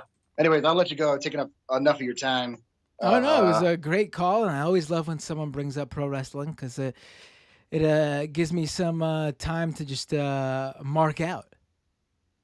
Well, like it's one of those things. Like, I think like Emma is right about stuff. Is right about this aspect of like, we have to go into like traditionally right-wing spaces like professional wrestling. Like, it's funny because pro wrestling is not actually. I don't know if you caught the episode. I brought this up a few times. The survey is a bit old now. It's from like 2014 or something. But there was a survey that surveyed fans of all the big professional sports from and again, WWE is not a sport, but for the purpose of this survey, they surveyed professional wrestling fans, WWE fans, We'll treat it as a sport. UFC fans, NBA, NHL, every sport you could think of, NASCAR, golf, the college sports as well, NFL, everything. And other than WNBA and the NBA, pro wrestling had the most progressive fan base. Yeah. Of all the sports. And I mean, if you look at like the demographics of pro wrestling, it makes sense. Like they might not like realize they're like leftist or even be like full on leftist, but like professional wrestling is incredibly diverse in terms of the fan base. I mean, at least in New York City, a ton of Black people and Latino people are really into wrestling. Again, I don't know about outside this market here, but it's like a huge fan base. And on top of that, I would regularly, I have like this, I have a Bruno Sammartino shirt from when he was inducted into the Hall of Fame. I was there for that, and I bought his official Hall of Fame shirt, and I would wear it out. And more so than any shirt, any wrestling shirt I have, I would get comments from older Black and Latino gentlemen who would see my shirt like and say to me like, "Oh my God, a Bruno Sammartino shirt! He was my favorite when I was a kid." It was like amazing. Like I don't get that reaction for any. I have like a Stone Cold shirt, a DX shirt, NWO shirt, Daniel Bryan shirt, Bryan Danielson, I should say. Never got any reaction like that from anyone but the Bruno Sammartino shirt. It's amazing. Oh yeah, like I got a couple of wrestling shirts that I wear, and like I got like the Iron Sheik and like the Macho Man obviously, and like Nature Boy. I mean all the old guys. And honestly, like I have a D&D group that we watch wrestling when we get done with D&D, and one of the people in my D&D group, she's gay. And like she's huge into it. All of her friends on their side they're big into wrestling. They love watching it. Like I got trans friends that are huge into wrestling, and like they're just like, "Oh, I love this." And it's just like you said, like it's just a diverse. And then there's trans wrestlers, like there's everybody for everybody. And so like definitely, but like I think I pushed them on their politics a little bit, because just being a socialist in their space and being like, yeah, I'm a big fan of this and blah blah blah, and like addressing like oh, did you hear about that? They treated him so terribly. I'm like, well, that's what happens when companies hold all the power, and you have no collective bargaining. And they're like, you know what, yeah, you're right, and they're like, you plant those seeds in their heads and stuff like that. Like I've been stopped in the street for my Iron Sheik shirt here, and because I live in Milwaukee. Wait, now. you have an Iron Sheik shirt? Yeah, I have an Iron Sheik shirt, man. It's whoa, awesome. I want an Iron Sheik shirt. So like there's a wrestling loot crate that a buddy of mine gets, and he just sends me the shirts because he doesn't like wearing any of the wrestling shirts. So I'm like, all right, I'm like, it's free clothing. Just send it to me, man. It's fine. And so he sends me the shirts. And so I got like all these crazy, like vintage, like wrestling shirts that I just wear randomly. Cause it's a free shirt. I'm going to wear it. And like, I've had like older gay men stop me like, Iron Sheik, camel clutch. And they just yell. And I'm like, yeah, man, yeah. Like, I'm just like, okay. Like it's weird, man. People get into that stuff. I don't think non-wrestling fans realize that like, there are certain like worlds, like niche like communities that like look at wrestling as like a pop cultural, like hipster, like cool hip type thing. Like it's like I feel like some people would like ironically watch it and then end up literally becoming legit actual fans because if you give I'm convinced of this. If you give pro wrestling a chance and go to one live show, and I would recommend not going to a WWE show, go to a local indie show where you are close enough to really appreciate what you're seeing. Like it's not too far where it all looks like it looks like the same as like on TV. Like you really are close enough to appreciate just what they're doing. you will walk away a fan without a doubt in my mind. I've seen it happen to people. I've brought people to pro wrestling shows who had no interest, and even if they did not become full-on pro wrestling fans afterwards, they would say to me, I totally get it now. Like, it's not for me, but that was really fun. That was really crazy, and I get it now. I get people involved in it because I just explained it to them. I was like, listen, it is acrobatic somersault soap opera. That's what it is. Like, just take it for what that is. It's high fantasy, full, just dribble. It's just pure escapism. It's super fun to watch. I'm like, the storylines are sometimes intriguing. And then there's fighting, and there's backflips, and there's pins and arm bars. Like, just go with that. And the costumes are hilarious. And they just do that. They go, okay. And then they come out. They're like, this is amazing. It's like, yeah, because if you just take it as that, like, it's entertainment. It's pure entertainment. It's purest form. And then you become a big fan, and then you go to the WWE shows, and you become one of those people who know who the good talent who's being held back by the company are, and then you start cheering for them while all the marks are booing them, and then you have so much more fun because you're pissing off everyone around you. Oh, yeah, exactly. Like, that's the best part. They're like, why are you doing this? He's a heel. Like, yeah, but he's so damn talented. Like, he's amazing. Yeah. Like, it actually mended some bridges with, I had a coworker of mine, super, super conservative. And like, was like one of those people where it's like, you got to pull yourself up by your bootstraps, man, blah, blah, blah, second, third. And I came in to work one day, and I had my Iron Sheik shirt. And he goes, hey, man, I didn't know you were a fan. I was like, oh, yeah, hell yeah, I'm a fan. And he's just like, that's awesome. I remember watching all that stuff, man. I'm like, oh, it got me in to start talking about, like, man, did you hear about, Jake the Snake and how they treated him and how bad, like, oh, man, it breaks my heart. I'm like, I know he did everything, he worked hard his whole life, man, and his life almost was destroyed and blah, blah, blah, and a third. Like, it sucks. The company took everything from him. And I just kept planting seeds in this guy's head. Just like talking and relating to him on his level. And it got to the point, like, when coronavirus hit, when coronavirus hit and they were talking about bringing us back in, like bringing they made us all work from home, and they were trying to try to bring us back in before the vaccines were out. And he was talking about unionizing, man. This guy, he was like, we got to come together and just, I think that's a 180. I think that's a great. We should use pro wrestling unions, like the pro wrestler unions, as a way to convince, like, maybe people who aren't so sold on unions as unions being good. Well, it's necessary, like, because if you explain to people how pro wrestlers are treated, and then they go, man, that's terrible, and then I always couple it with, that's what happens when a company is allowed to run roughshod over your entire life. They want everything. They'll take everything. They don't know when to stop. Like, they're about controlling you. And then they kind of, like, a lot of my wrestling friends, it clicks in their head.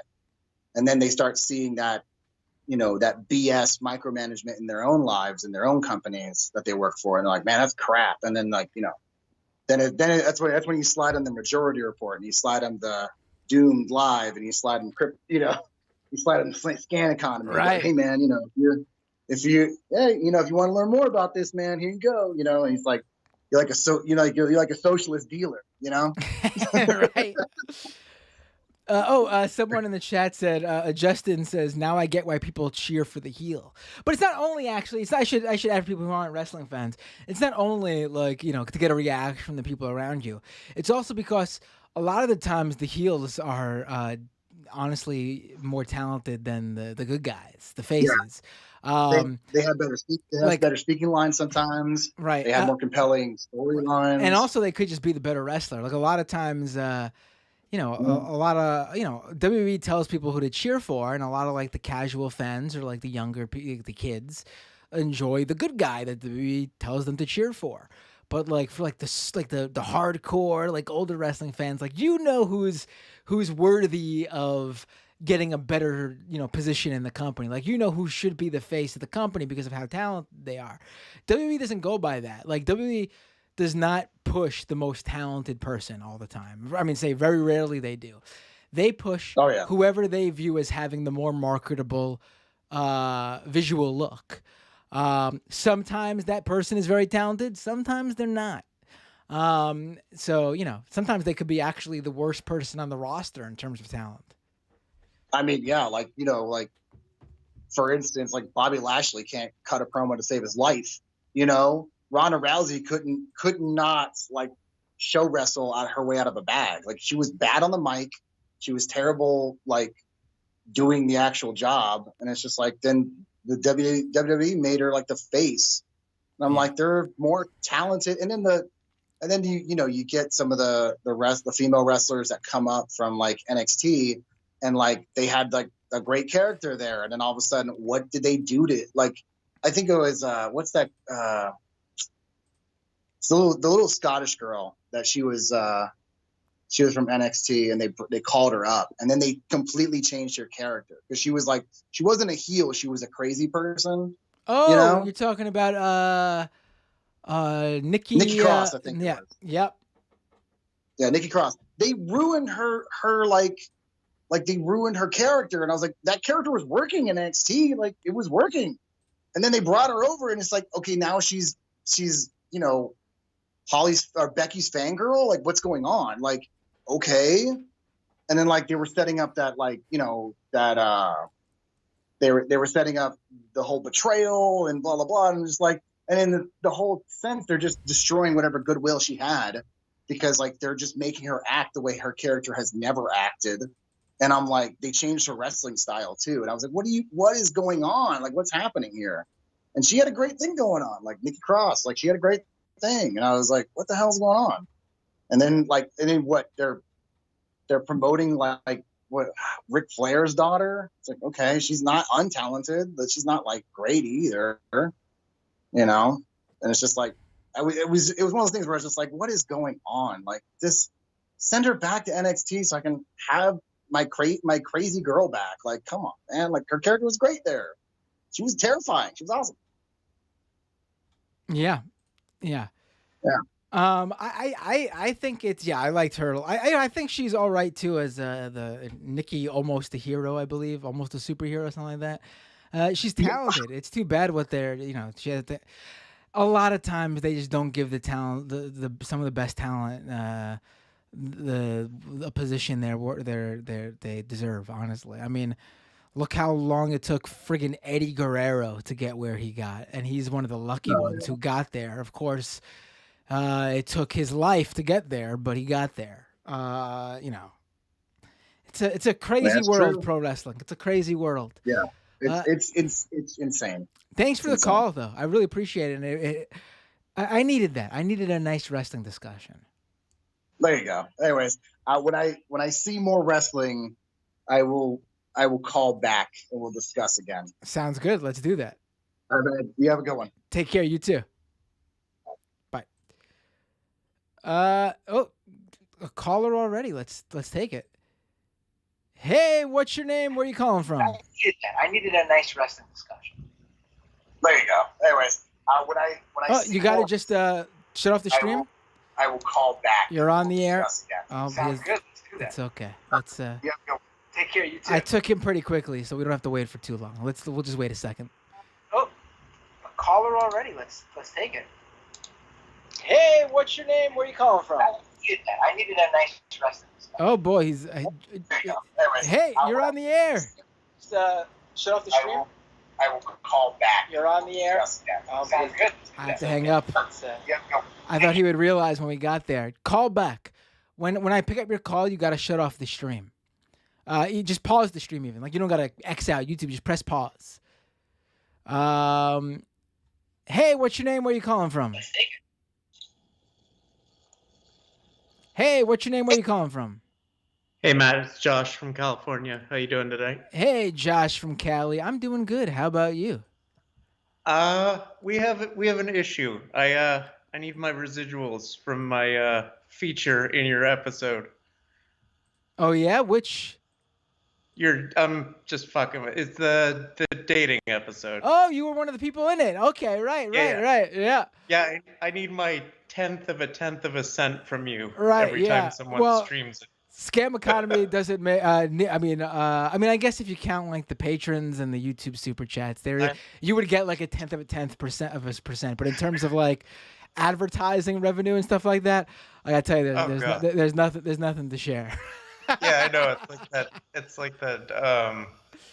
The Spotify shit where they get no money or whatever, or right. like they pay themselves. The record company pays themselves 99% of it right. before I gotta say, the royalty or whatever. Whenever YouTube sends me a direct deposit, I'm usually like, oh wow, that much from advertising revenue, whoa. And then I look at like the revenue breakdown, and I'm like, oh, 99.9% of that revenue came from the super chats. Right, I forgot about that. It's all added in one big thing. Yeah, no, it's crazy. One thing I wanted to bring up about wrestling, we're not going to go on I don't want to go on a long thing about it. Modern version doesn't do it for me. I like the older stuff, the old. Are you talking 80s or before that? Yeah, like the territory days and all that kind of stuff. Oh, that's even that would be like before 70s, 80s. Before Hulkamania. Yeah. You must really hate WWE and Hogan then. No, I actually like Hulk Hogan. That was like when I grew up, and then when I was Hogan, growing up. I was a big fan of it. I was a big fan of 80s Hogan now. I was a big fan of 80s Hogan too. Hulk Hogan today, not so much. Yeah, no, he's a dirtbag. At least he admits it though. Like he's terrible, but at least he kind of owns it. I don't think he does, honestly. I think he still thinks he's yeah, he's not. Yeah, I have. Let's put it this way: a lot of things, a lot of reasons to hate Hulk Hogan now. Yeah, absolutely. I think it's interesting. Like you were talking about this. The reason I brought up wrestling though is like you were saying the Bruno shirts. I think it's interesting. Like people forget the whole like you had racial champions up until Hulk Hogan, essentially, where like Bruno was sort of the Italian, and because he was Italian and because it was before the 80s, he wasn't white. So like he was the minority champion for New York or whatever. And like they had, in WCW, they had Ron Simmons as like the black champion for a while. Well, I gotta say, WCW, for being the Southern wrestling promotion, had a bunch of black champions over the years. After Ron Simmons, obviously, when did Ron Simmons win? In the late 80s or early 90s? I want to say early 90s. Obviously late, but still. And then they went ahead, and you got a few others, I believe. I mean, I know Booker T won. Like 5 times. Yeah, and then you go ahead and look at WWE's history, and it was The Rock in the late 90s, and then that was it until Kofi Kingston won just like in the late 2010s, like 2018 or something like that.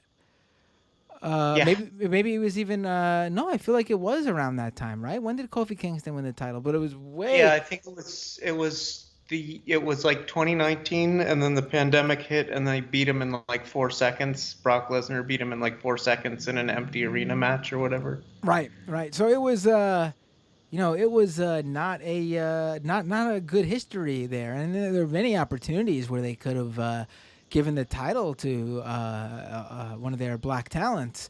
I mean, including Ron Simmons. Although I guess WWE never booked Ron Simmons that way, but there was a perfect opportunity in like the mid 2010s just off the top of my head, like 2014 or something, when this is a guy who I never found entertaining or all that intriguing personally until this moment. Mark Henry, when he did the retirement angle, one of the best angles I've ever seen in wrestling history. I thought it was fantastic, and they could have had him beat John Cena and give him the title, and they dropped the ball and decided not to do it. Yeah, Yeah, and I mean that's more my style, is like those big giant guys beating on each other. Like I always my dad was born like in they were watching in Haystacks Calhoun in the delivery room or whatever when my Oh, right, dad yeah. was born.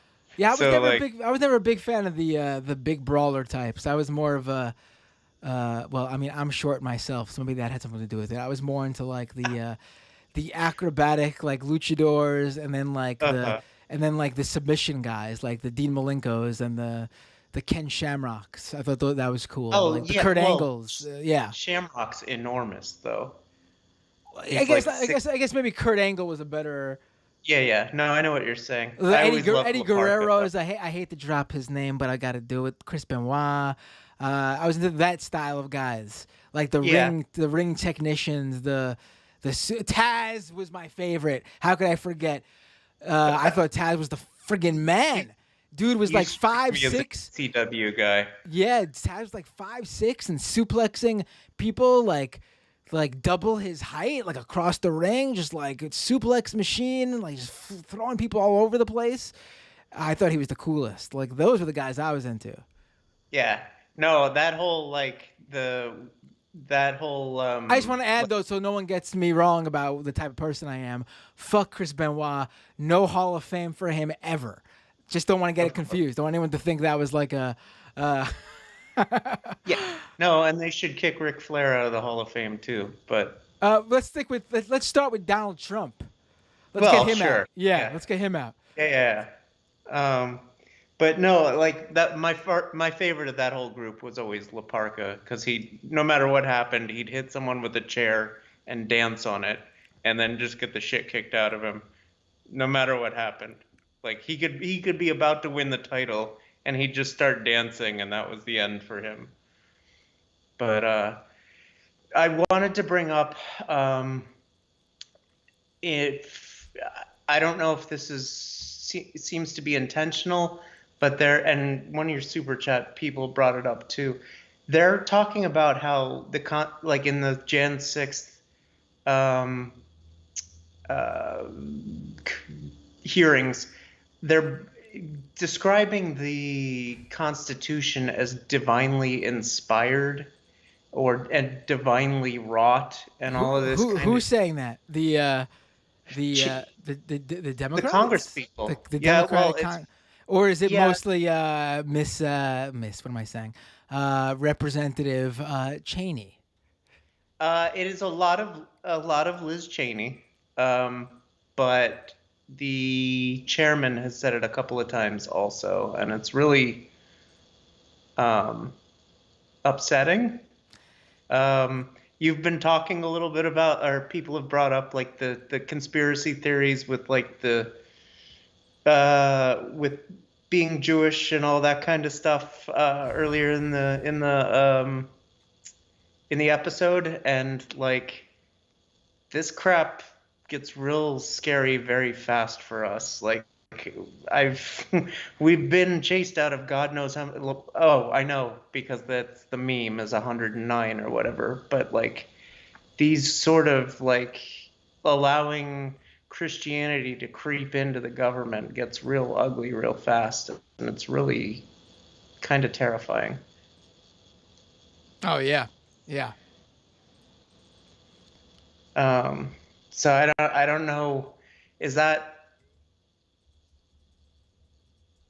I mean, is that something that is just being absorbed? They're very. I mean, I know. I don't like. I think there are a lot of there. I don't want to say a lot, but there are a number of Democrats that think that same sort of thing. They view it differently, like in terms of like how Republicans do, in terms of it, like in terms of like why they believe it's like divinely inspired or whatever. What was the exact thing that they said? Divinely inspired. Yes, that's what. Yes. I'm sure it's for a different reason, but I'm sure there are Democrats who think that ridiculousness. Also, it could also be a play from some of those guys to sort of speak to people who are watching, in hopes that some of them are, Republicans. I have seen that it does seem like a number of Republicans are watching. I've seen people talk about how their Republican parents or family members were watching this and sort of intrigued because they didn't know what was going on. They didn't know the whole story. I would reckon there are a lot of people who just don't know. I mean, we really, I think a lot, and I try to really hone in on that on this show a lot of times, that there's a huge difference between the vast majority of people in this country who are sort of just apolitical and vote Republican because they heard a thing they liked or saw a commercial or their family members told them to, or it was just something they always did from the beginning of time or whatever. And then like the hardcore, actual, like very political Republicans, right wingers, conservatives who are active and do the things they do. There is and I think we do need to be aware of that and do try to reach that section of the public that is in that first group.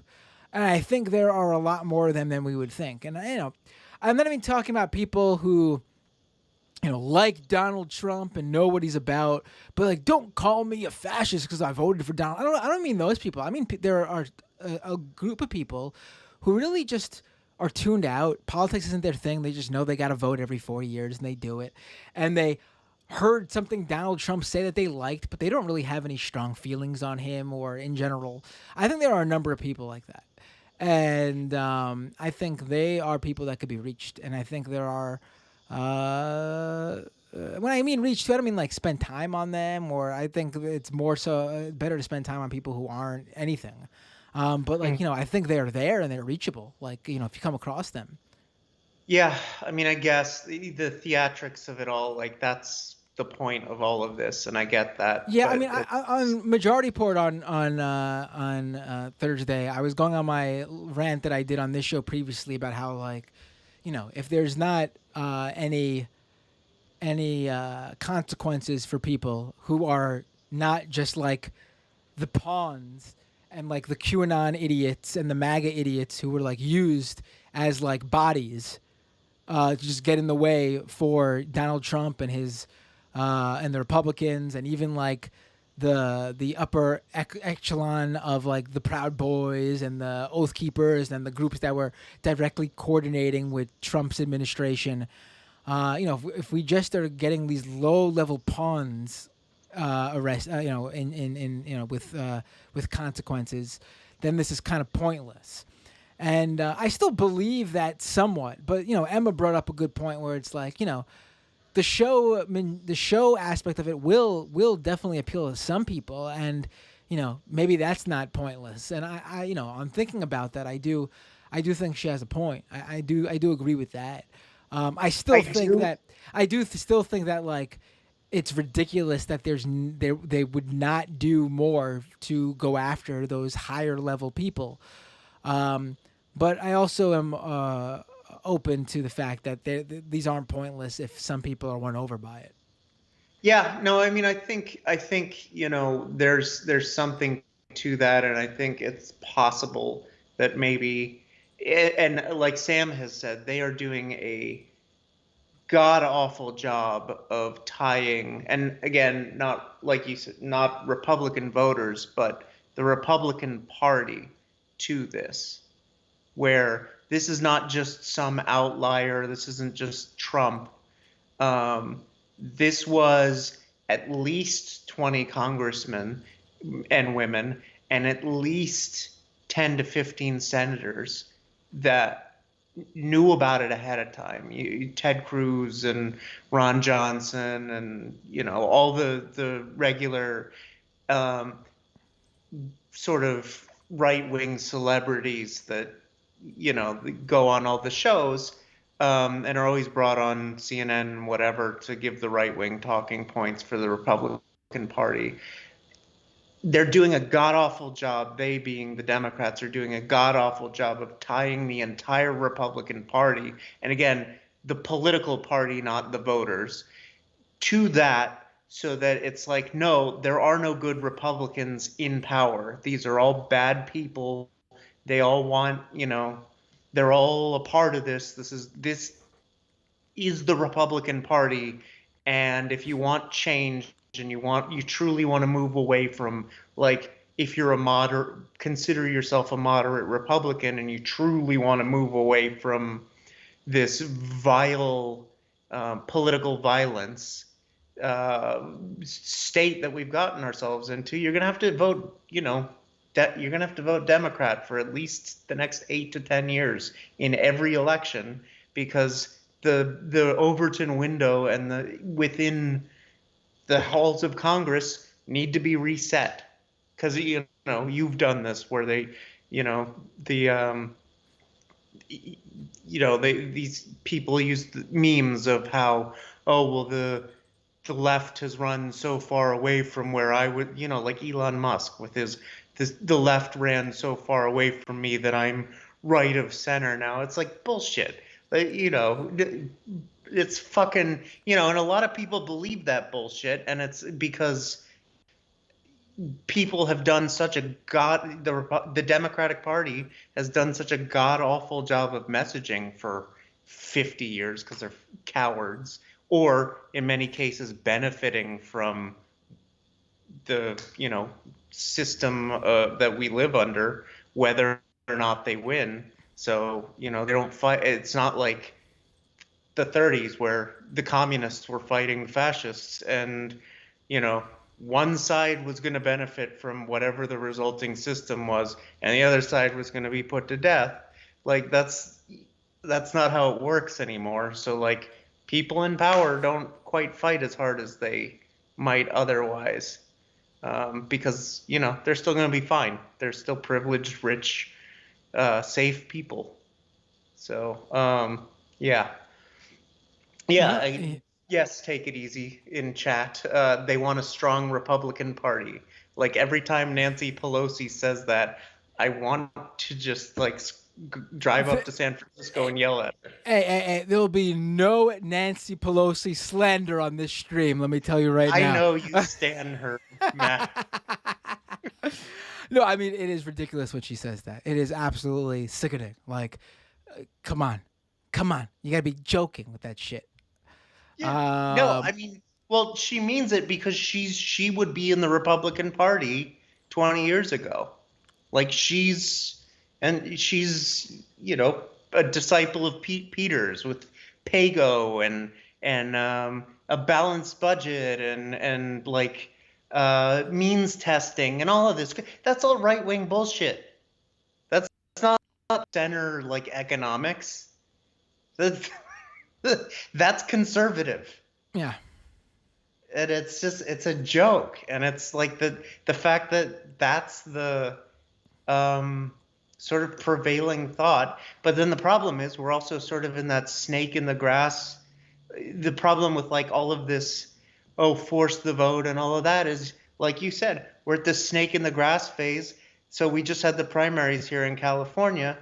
And in my district, we're going to have someone who's been in office for 20 some years, and she's pretty conservative, with a progressive challenger, because we do jungle primaries. So they're both Democrats. So the top two vote getters in the primaries go on to the general election, which is fine. I mean, whatever. But he's not.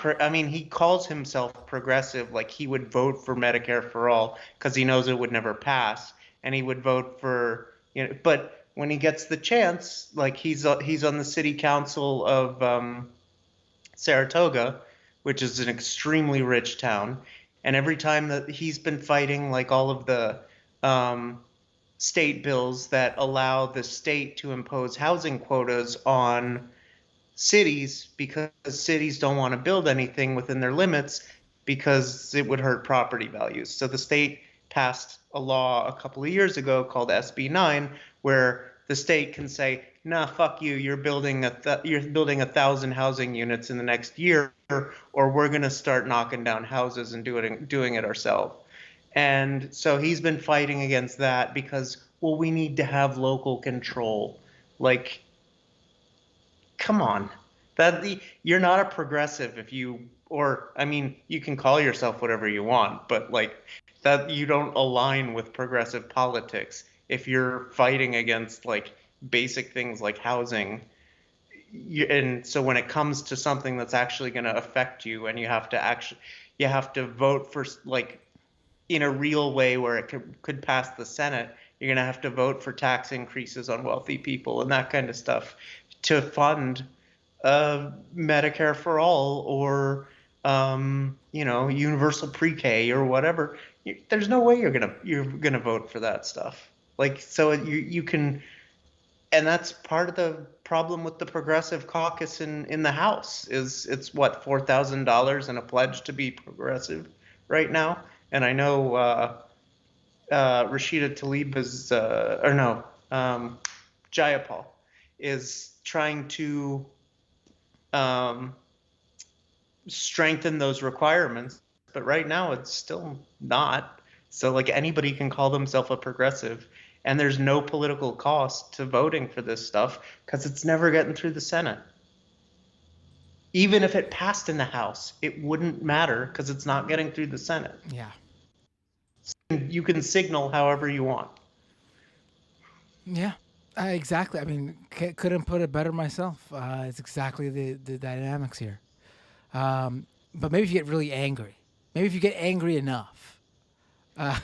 Well, and that's, exactly. And I mean, I get it. Like, everyone should be fucking furious about all of this shit.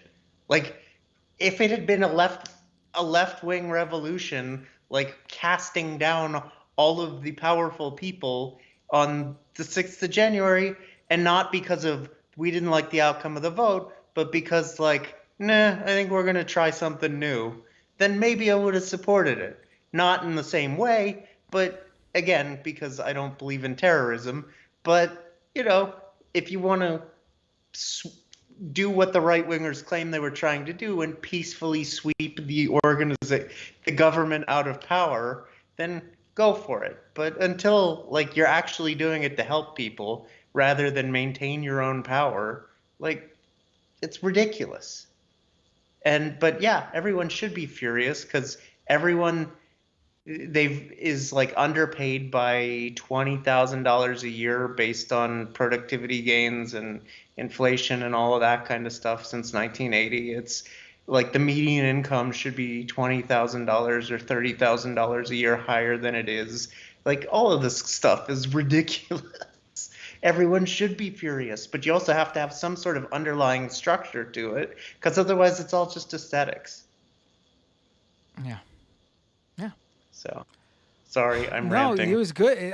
Sometimes I just sit back, and when a good rant's coming on, I could tell. So I just let the caller go, and you did it, buddy. That was great. Yeah.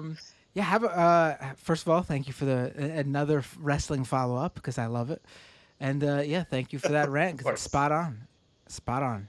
All right. Have a great night, my friend. Thanks. Take care. You too. Yep. Bye. All right, I'll do. Geez, this episode just flew by. We're already 2 hours in, over 2 hours in. Hey, what's your name? Where are you calling from? Hello, my name's Nick. I'm calling from Texas, and I just wanted to talk about a couple of things. Sure, Nick. Let's talk. What's first up on the docket there? Well, to kind of follow up on that previous conversation, I feel like there's too many people in this country that are kind of doomerous when it comes to electoral politics, and I feel like, the right wing kind of successfully co-opted that working class anger, and that, coupled with obvious personality cult and general stupidity, led to Jan 6th. And I feel like the right wing has done a kind of deviously good job at that Right. in my lifetime. Sure. They've done a deviously good job of co-opting what should be common ties working class rage and projecting it towards minorities and all these other groups and other situations like immigration, and they've just been co-opting that anger and redirecting it towards useless conversations like, should trans people be allowed in my bathroom, all this stuff. They co-opt it successfully and get these people riled up and organized in a way that the Democrats just can't seem to do. And I don't know if it's because the majority of the Democratic base are people who are placated with the way they live. They're a lot of them are voters that are boomers that have had a pretty nice life. You could say the same about that with Republican voters, though. They have a very their voter base is older and comfortable too. Yes, exactly. And I feel like we have too many people that are perfectly comfortable, and then too many people that are very uncomfortable and teetering on the edge of homelessness or insecurity in some other type of way.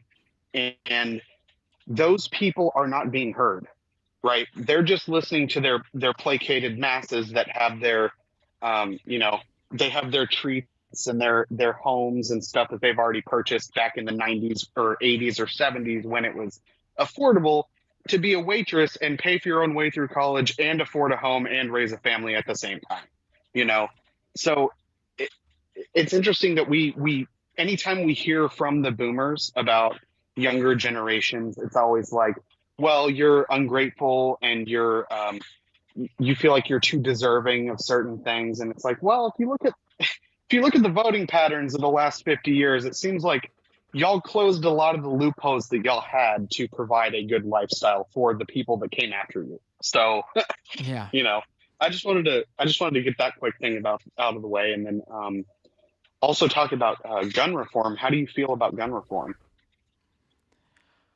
In terms of my personal views, or like the idea of yes, because this is actually my first time tuning in. I've never tuned into the show. I just wanted to ask about that. I'm someone who personally is very anti-gun. I'd prefer a world where there were a country, I should say, where there were no guns. Realistically, though, in this country, from what I've seen, and from the history of this country, it's probably not going to happen. So I would like to see, at the very least, a universal background checks, age limit in terms of when you could buy a gun, and I would like to see the assault weapons ban reinstituted. These are at the very least. These are at the very least. I'm fine with. I totally get that. And personally, actually, I am again. Like I said, anti-gun completely. But again, with the reality of the situation, I am fine with people, who pass these things and are responsible gun owners to, have weapons like, a handgun or something of that nature, something that's doesn't allow you to mow down dozens of people without having to reload. Something that's genuinely made for self-defense. Or more not a machine gun. Or more so hunting, I guess. Yeah. Well, and I totally agree. And I feel like the problem here is I agree with you at your first point that we have fetishized the consumption of commodities, especially with guns, to the extent that it becomes a personality trait. So there really is a cultist type vibe with these communities that consume guns and make that their personality. But on the point of universal background checks, I do want to say there's one issue here. Sure. And I've done background checks for about 12 years now. And one issue is that with specifically red flag laws for like domestic violence incidents and things like that, a lot of the times what you'll see is these lawsuits will be dismissed because the spouse is so afraid that they will not show up to testify in court, and there's no longer sufficient evidence, so they'll throw the case out. What do you mean? I'm sorry. I'm a little bit confused. Say that again. So let's say the male is domestically abusive in the situation, and the cops are called one day and they're arrested. Well, when the time comes for their day in court, their spouse is so scared of them that they do not show up to court to testify against them. And that case gets thrown out for insufficient evidence. What does that have to do with the gun issue? I'm a little bit confused. Because if that does not lead to a conviction, then that will not come up in a standard background check. Oh, right. I mean, well, I think you should add that sort of stuff should be added. You should be able to see what previous issues have been. If you're constantly arrested for assaulting your domestic partner, whether there's a conviction or not. I mean, that should come up on your record, and it should be used to determine whether you or not you can have a firearm. But unfortunately, in terms of, this is where things get tricky, in terms of the Fair Credit Reporting Act, that would not legally be reportable as per federal law because it does not lead to a conviction or deferred disposition within a certain amount of time. Right. But if you were to do an FBI rap sheet that pulls up all records leading to an arrest based on someone's fingerprint, then it would show up. So this issue with the red flag laws is that a large majority of these domestic violence cases are getting dismissed because the spouse doesn't show up, or it's deemed that there's insufficient evidence, or all those things. Well, an FBI rap sheet would actually pull that up on someone's record, and it would be available to see and look at if you're going to sell someone a firearm. You know, I view these measures as just a step better. I don't think it's going to solve all the problems. You know, I agree. Again, I've previously said, like, it was up to me. Take all the guns, throw them in a big old melting pot, and literally melt down the steel to. I have no. You know, I don't see the need for them. I don't get the whole culture around it when it's like, again, for sport or whatever, I guess I could understand that, but I don't get the whole culture of like, it somehow makes you tough. I mean, to me, tough would be literally throwing down bare knuckles and fighting somebody, not pulling out your gun and shooting someone. That to me sounds like a real cowardly way of settling something. I mean, I guess if you're being, you know, if your house is broken into and someone is assaulting you, that's not, you know, who cares about like the respectable thing. Then you'd take out a gun and shoot the guy or whoever. I guess that's the one scenario, but how often does that happen? Yeah, and you know, as someone who is personally a leftist, I hear this a lot from my Marxist friends that, you know, we need to arm the proletariat and all this stuff to fight tyranny and all that. So what happens when the government sends a predator drone over your house? Is your gun going to help you with that? Oh, right, of course. Like, that's the thing. Like, none of these people are ever going to be able to use. But I will say, I didn't really, you know, it didn't really, took a while to connect to me because you think there would be so many people out there who are gun owners. And I was actually a little bit shocked about how, like, the number of guns don't actually like that are out there don't actually match up with like how many people actually own guns. Like the vast majority of people, I don't know. I shouldn't say that because I'm not sure if that's accurate. But a very small percentage in this country own the vast majority of the guns. Like a very small, like something like a single digit percentage. I remember reading. Owns like like it's not like an equally distributed thing. A lot of people in this country do not have guns, even though you would be led to believe differently based on like what we're told and how we're told how many guns are out there. Like we're literally letting a very small minority run the show here. Well, so maybe the people that are against gun reform should just spend their time becoming friends with those people as opposed to being against gun reform. Well, those people are the people who get have on like their good side. Yeah, but those people are the people who have like 80 fucking guns and don't want, you know, and aren't going to be, you know, you're not going to win them over. This is who they are. Yeah, it's like I said, it's a fetishization of commodity consumption, and you know it extends to many different markets, but guns is definitely one of the most pronounced that I've seen. And I just wanted to say I agree with your assault rifles ban. After the assault rifle ban expired in 2005, I believe that mass shootings went up 240% or thereabouts. I think it was 242%. Right.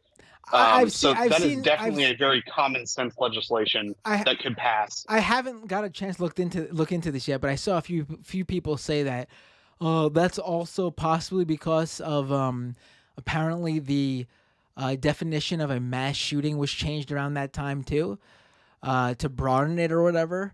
I don't give a shit. I mean, that's correct. I mean, if that's partially why that graph looks like that, then okay. But if you're to tell me that the assault weapons ban expiring didn't do anything, I would say that's bullshit. You know what I mean? Like, obviously, that's just not. Yeah. Like, I don't care if it's like half of a percentage difference. That's lives that wouldn't have been lost. That's like I don't care about like the number.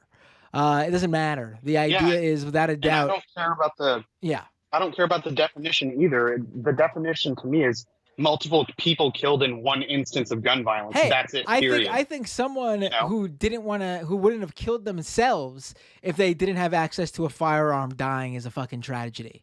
How many people who took their own life who wouldn't have if it wasn't so easy because they wouldn't have had a gun to just that's the easiest way to do it. Any other thing takes work and takes like you have to probably work yourself up to doing it. A gun, you just pick it up, hold it to yourself, and pull the trigger. How many people would not have died from that and would have sought help, or family members would have got them help? That number's got to be at least a single individual, and if that's the case, then totally worth it to do something about it. Yeah, and it's interesting that a lot of veterans choose to go that way with self-inflicted gun violence, and those same voices on the right that uphold and glorify our veterans don't feel the same way when it comes to their death at their own hands because their system has failed them with their psychological care. Waiting for 6 months to see a psychiatrist because it's so backed up and there's so few people that are working with the VA department. It's insane. The amount of suicides in this country off of gun violence alone is insane, and that's just not even including all the mass shootings. It's mind blowing that people can be so delusional to think that there are other issues here, like the doors of the school at Uvalde, the teachers' protocols, all this stuff. They bring up all these other issues. Can't bring themselves to utter the word gun once. It's actually mind blowing the amount of just delusion, utter delusion. I can't think of another word to describe it better. Yeah. But yeah, that's it. Yeah. I just wanted to come talk about my background check experience and bring up that FBI rap sheets would definitely be a better option for these domestic violence red flag laws. What was it that you said? What is that? An FBI rap sheet, and it's where you send a thumbprint to the FBI, and they provide a list of all your arrests nationwide from the National Crime. I don't remember the acronym. I think it's NCIC database. But yeah, that'll bring up anything. And, I did background checks for like Wells Fargo. They would order FBI rap sheets and it would pull up arrests from the 60s. It's an incredibly accurate tool. And I know that this is,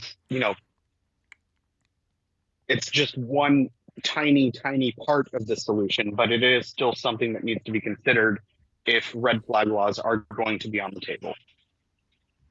All right. That's something to keep in mind. I didn't know about that. All right. Thanks for sharing that. I'm going to use that now when the issue comes up. Yeah, no problem. I appreciate you having me on, and you have a great stream. Thanks a lot. Have a great night. Bye. Later. You too. All right. I have the best callers. Even whether it's one of our regular callers or a first time caller. My callers hit the jackpot every time. Hey, what's your name? Where are you calling from?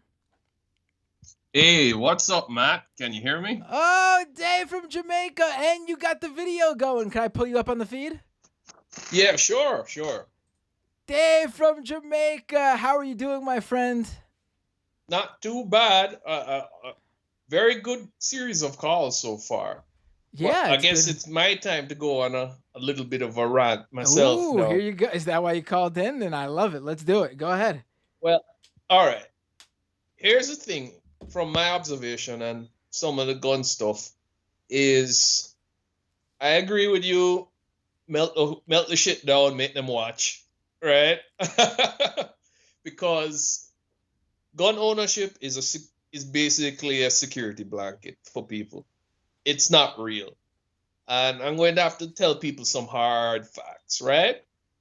If your goal is to own a gun for self-defense, half the situations where you need self-defense, you probably could have got away by just running away or avoiding the situation, right? In real life, if somebody wants to kill you, 90% chance you're going to die because you don't know when they're coming for you. And I don't care how super aware you are, it's all nonsense. Also, if they are trying to hurt you and they don't have access to a firearm, they maybe they can't do what they want to do to you in terms of like taking your life. But if you have Right. the firearm and you are bringing the firearm into the situation and they get their hands on that firearm, then suddenly that gun that you introduced is now being used against you.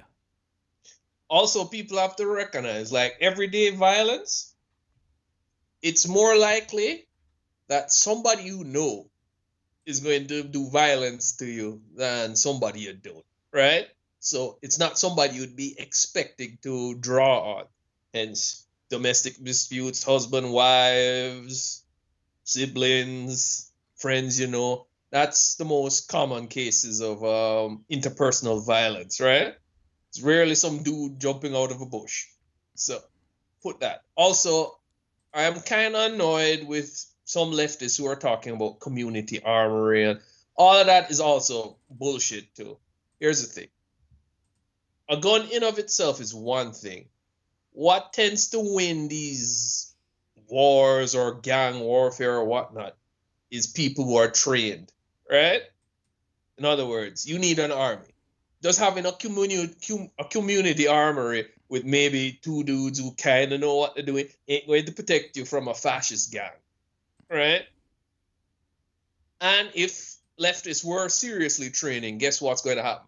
The FBI or the military is going to come and arrest all of you or kill you. point blank. I know it sounds kind of doomer, but I want to take away these silly security blankets about that type of stuff. If you're a leftist and believe in community armory, you're a fool. Plain and simple. It's just not going to happen like that. Armies win wars. Trained armies win battles, not owning a gun. Now, if it was up to me, the only guns allowed would be bolt action because that way you can do your hunting. You don't need a semi-automatic to hunt deer. So, or any serious gain, right? And the biggest issue is the semi-automatic. Now, I hear a lot of folks say, well, if you ban semi-autos, people will riot and all. Here's the thing. As you rightly said, people who own most of the guns are a very tiny percentage of the population, right? Now, my solution is ban gun manufacturers. Just ban it. No more new guns. And eventually the old guns will wash out of the system, right? That's the way to do it. I think a lot of people are say, well, it can't be done or whatnot. Well, politically, I don't see it happening, but population-wise, there are not that many gun nuts. They are just a small percentage of the population who own most of the firearms. And as other argument I hear that annoys me is, well, that won't solve violence. And I've heard this from many people. Are like, it's not about solving violence, it's solving lethality. As you said, suicide's impulsive. I know it's weird, but if somebody has suicidal thoughts, it's easier to shoot themselves than, let's say, stab themselves or hang themselves. The other versions require a little more effort, and sometimes people might be able to ride that emotional wave and change their mind, right? Right. So that's why it annoys me about this whole gun debate, right? Is yes, people, if let's say no new guns were made, let's say that somehow the political will was there, Yes, there would be very pissed off conservatives, but eventually, you know what? They'd shut the fuck up and move on to the next thing. Because, as you know, the right wing outrage machine always needs something new because they get tired of the last outrage. Well, Matt, I wanted your thoughts. You saw that tweet about what radicalized people where leftists. It was the economic Yes, conditions. I think I just retweeted that a little bit ago. Yes. Right, This was and from then a. All right, let me read this. So people know what we're talking about. So, Nate Hotchman, I don't know, ISI fellow at the National Review. He's a conservative. Tweeted out, many young conservatives can point to a radicalization moment. There's an analog to this on the left. Young leftists often say they were radicalized by the 2008 recession, failures of the Obama administration, etc. For young conservatives, it often revolves around experiences on campus and social media. And so a leftist tweeter quote tweeted that and said, young leftists often say they were radicalized, like breaking it down. Young leftists often say they were radicalized by major historical events. Young conservatives often say they were radicalized by their college classmates hurting their feelings. Absolutely 100% accurate and correct. That's exactly what I thought when I saw that tweet. It is amazing that this guy just came out and said it as if it made him or conservatives sound good. They're children. They're babies. Their worldview is shaped by someone being mean to them when they shared their terrible opinion. That's what this comes down to when you hear from people like this. I mean, it's amazing that he just out and said it. I love to see it. You love to see it. well, you see, it's not surprising. I mean, we all knew this, right? But it's always good to hear it from the source, though. It's always good to hear it from the source. Right, which is why I kind of annoyed with some lefties when they're saying, well, you know, I think they don't realize who a right winger is versus who is not, right? And they're not able to distinguish. Like, and I'm friends with lots of people who are pretty conservative, and I could tell you that. Like, if you're the sons and daughters of small business owners, they're used to being treated a certain way. So when they go to school, right, and they get challenged, as you rightly said, they lose their mind. They're like, what the hell? People don't respect me automatically by default, and they can't handle it, and down the right-wing pipeline they go, right? And that's conservatism in a whole. And I think we need to be better at identifying, at least those who doing the organizing, at who's a waste of time versus who's genuinely confused about an issue, right? And you can tell it by the attitude. Like, if they get their feelings all twisted in a bunch and willing to change their supposed worldview because somebody said meat is murder or something, you know you're dealing with somebody's probably a waste of time. Right? Right. I like people who are apolitical, truly apolitical, in my opinion, do not, either they don't vote or they don't identify as conservative, in my opinion, at least because of, you could say so in the past, but now everybody's too radicalized, right? If you, I'm not saying you're conservative or a Republican, you're kind of swimming in the waters already. But like, if you say, like, people who don't vote or don't really pay attention, I think those are the gets. And those are the majority of people. People who don't pay attention to politics at all. I'm not as convinced as in today's era. If you're voting Republican, odds are you're in it. You know what's going on. You might not know everything. You might not be a racist, but you definitely, you might be a small business tyrant. You know what I mean? Yeah. Well, I'm a little more pessimistic on that one. But as I said, because I've noticed this myself when I'm working at the job, right? There was we have this scale, right? And dust gets up. It's a scale to weight trucks, and dust gets under it, right? And every 6 months, somebody has to go down there and clean it out, and it's pretty horrible work, right?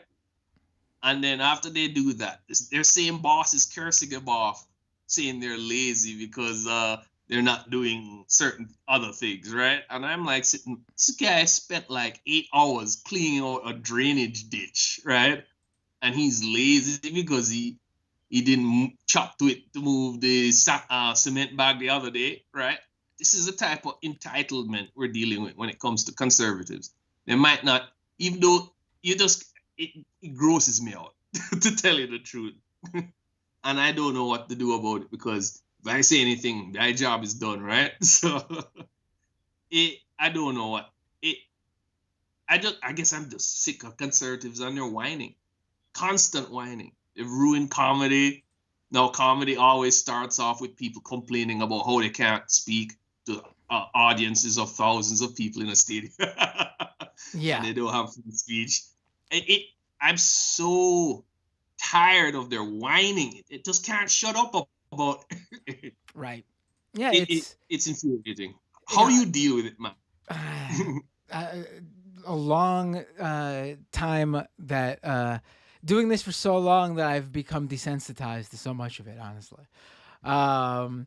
It's why I'm able to get called all the names in the book, and it does not I don't even think about it. Like, it doesn't even bother me. What radicalized you, Dave? That's what I want to know. Was it someone being mean to you in school, or was it something? No. What radicalized you? I would say when I was younger, I would probably be more conservative, but that's more cultural and teenage boy bullshit, right? Yeah. And selfishness as a teenage boy. But I think for me it was more. I think I was lucky enough that I was fortunate to have TLC and the History Channel when it used to show history. And I used to watch those all the time. And it just gave me a different perspective on things. You're turning into Chuck Grassley over there. Right.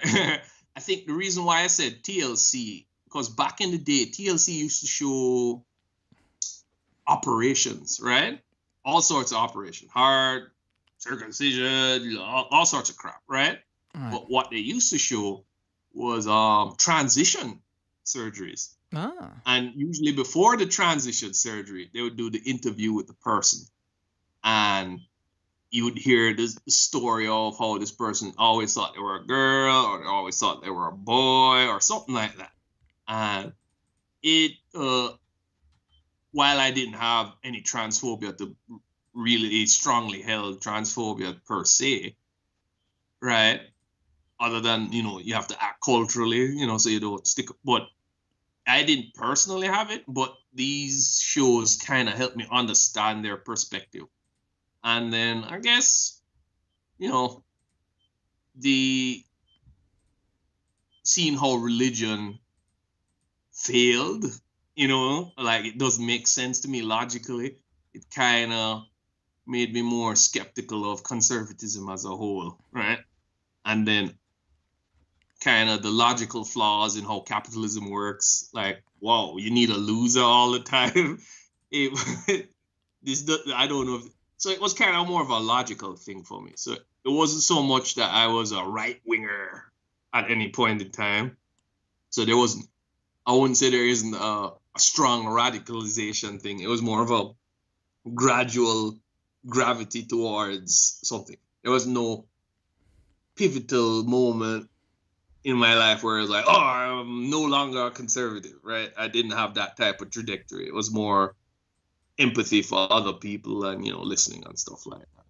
I think that would be, I might have had some goofy views, but the views weren't strongly held. And once you provided me more information, the views changed, right? Kind of like, let's say, the Me Too stuff, and people would say, if somebody explained their position, Like, oh, I see what you're saying. And so they weren't strongly held views, right? Right. So No, I guess for me, it's hard for me to understand like somebody who's like, they had one pivotal moment and then they shifted, right? It's kind of a weird thing for me. I usually think people have doubts and they might act out the role of a conservative, but maybe deep down they're not really a conservative. You know, they're just acting out so they don't stick out. But you know, they're already on the path, if you get what I'm saying. Yeah, I see what you're saying. I mean, for me, it was also TLC. Because once you learn Really? that a scrub is a guy that can't get no love from me, no, I'm just, that Oh really my changes goodness. your worldview. Now, I'll tell you, for me, it was that. I mean, that tweet rings true for me because for me, I've told this story before. For me, my radicalization moment was 9/11 and the reaction to it afterwards. That I mean, you know, living in New York City and being a New Yorker and seeing how everything went down and then how this country acted. I mean, to me that maybe that's why I'm such an optimist sometimes because for me, nothing has ever gotten to that level of disgust. This country for me has never. I haven't seen this country act like they did after 9/11 since that time. So maybe because, and to me that was, you know, geez, when that happened, I was how old was I? Shit, 14, 15 years old. Man, you're making me seem like an old man now. Yeah, I mean, it was like I can't explain how, you know, how I felt during that time period. Just so like, you know, you felt alone if you went against the grain and when you weren't just flag waving and you're like, yeah, America, and we're gonna bomb those assholes over there and insert something extremely xenophobic and racist and swap that out with the word asshole because that's what it was. You know, I can't. Maybe that's why I'm such an optimist. Because to me, that was my radicalization moment, and that was the lowest of the low I've ever seen for this country. I think for me, with 9/11 and then, you know, the Obama years and so on, and the Bush years, I think it slowly taught me to be more distrustful of like CNN and so on, right? Not distrustful in the sense, but realizing that they have a narrative and you need to have more background information to be able to filter out the bullshit, right? And I think that's what that era taught for me. And then I think the Obama years have taught me that them leadership doesn't know what they're doing. Yeah, I mean, I would say that's definitely true. Yeah. You know, especially when, you know, you're sold that this is going to be different and then it's not. And, you know, they really convinced you it was going to be. And also, the idea this was something after Bush, after, again, those 8 horrible years. You know, Democrats really let people down, I think. Obama really let people down. You know, just Obama himself really let people down. Again, not saying that the alternative is better. It's certainly not. But, you know, you could still let someone down big time and not be the worst option. I think what it taught me is that Republicans are bad, conservatives are bad, but Democrats are just a different version of conservative. And they're stuck in this, I don't know what happened in the Reagan years, but they're stuck in this constant mode of triangulation or, you know, third way type thinking where they think the only route to success is some sort of triangulation. And you see it with Biden, and it is an ideology because you even see it with some of the liberal voters too, right? They believe in this triangulation bullshit, right? You always have to reach out to the other side. They play by a rule set that nobody else plays by. Yeah. And I think that's what, and it is generational, unfortunately. So I think a lot of boomers who have been brought up into that, and they believe it.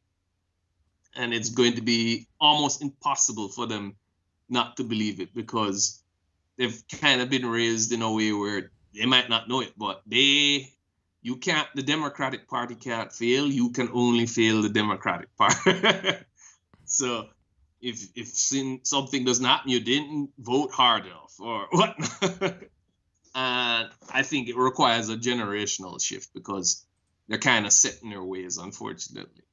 Yeah. There's no argument to drag the majority out of them. Right. Out of them. No, absolutely. I mean, I do think we're gonna see. I mean, God, maybe it's just the optimist in me again, but I do think things will change over the next decade or so. Whether the damage will already have been done, though, that's another question. But yeah, I'm a little more doomer on it. But one thing I keep in mind, though, is that, like, way back when Lenin didn't think he was going to make it either, and then the revolution happened. So in other words, the future is unpredictable. The odds are it seems pretty doomer. And I heard people making prediction once the boomers all die off and people inherit houses, then they'll magically become conservatives as well.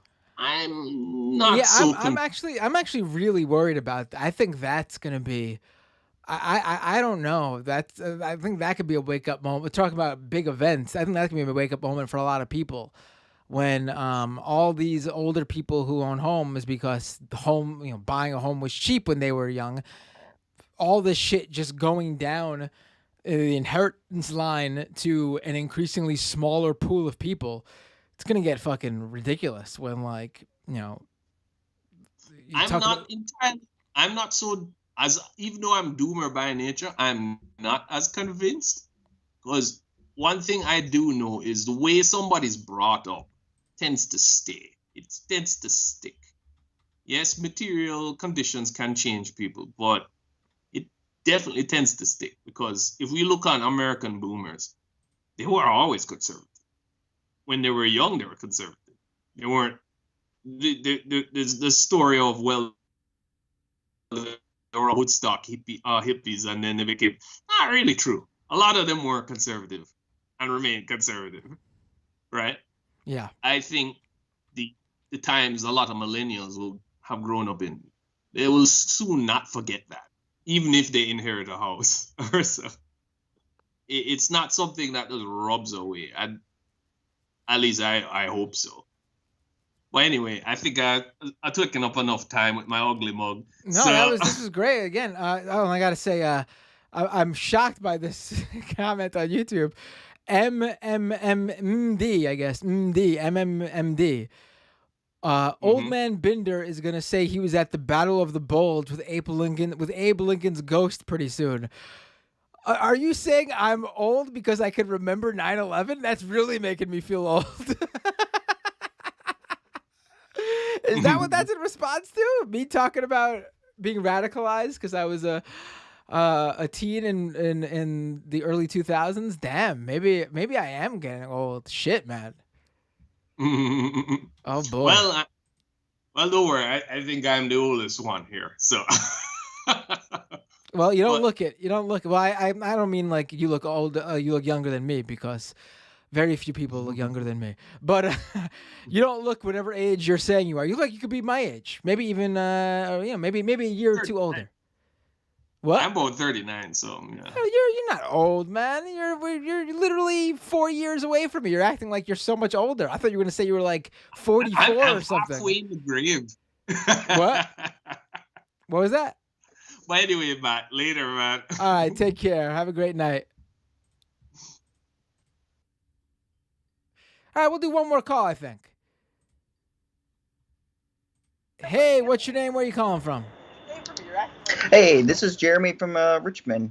Hey, Jeremy, just turn down your stream or press pause on it. Yeah, I'll decrease it now. Perfect.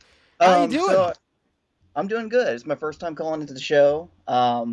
Been a fan of Majority Report for a while and started checking out your stream a few weeks ago. I usually write in as Daredevil. I'll just keep my call pretty brief. I got to go to work early in the morning. I'd be up like 7 a.m.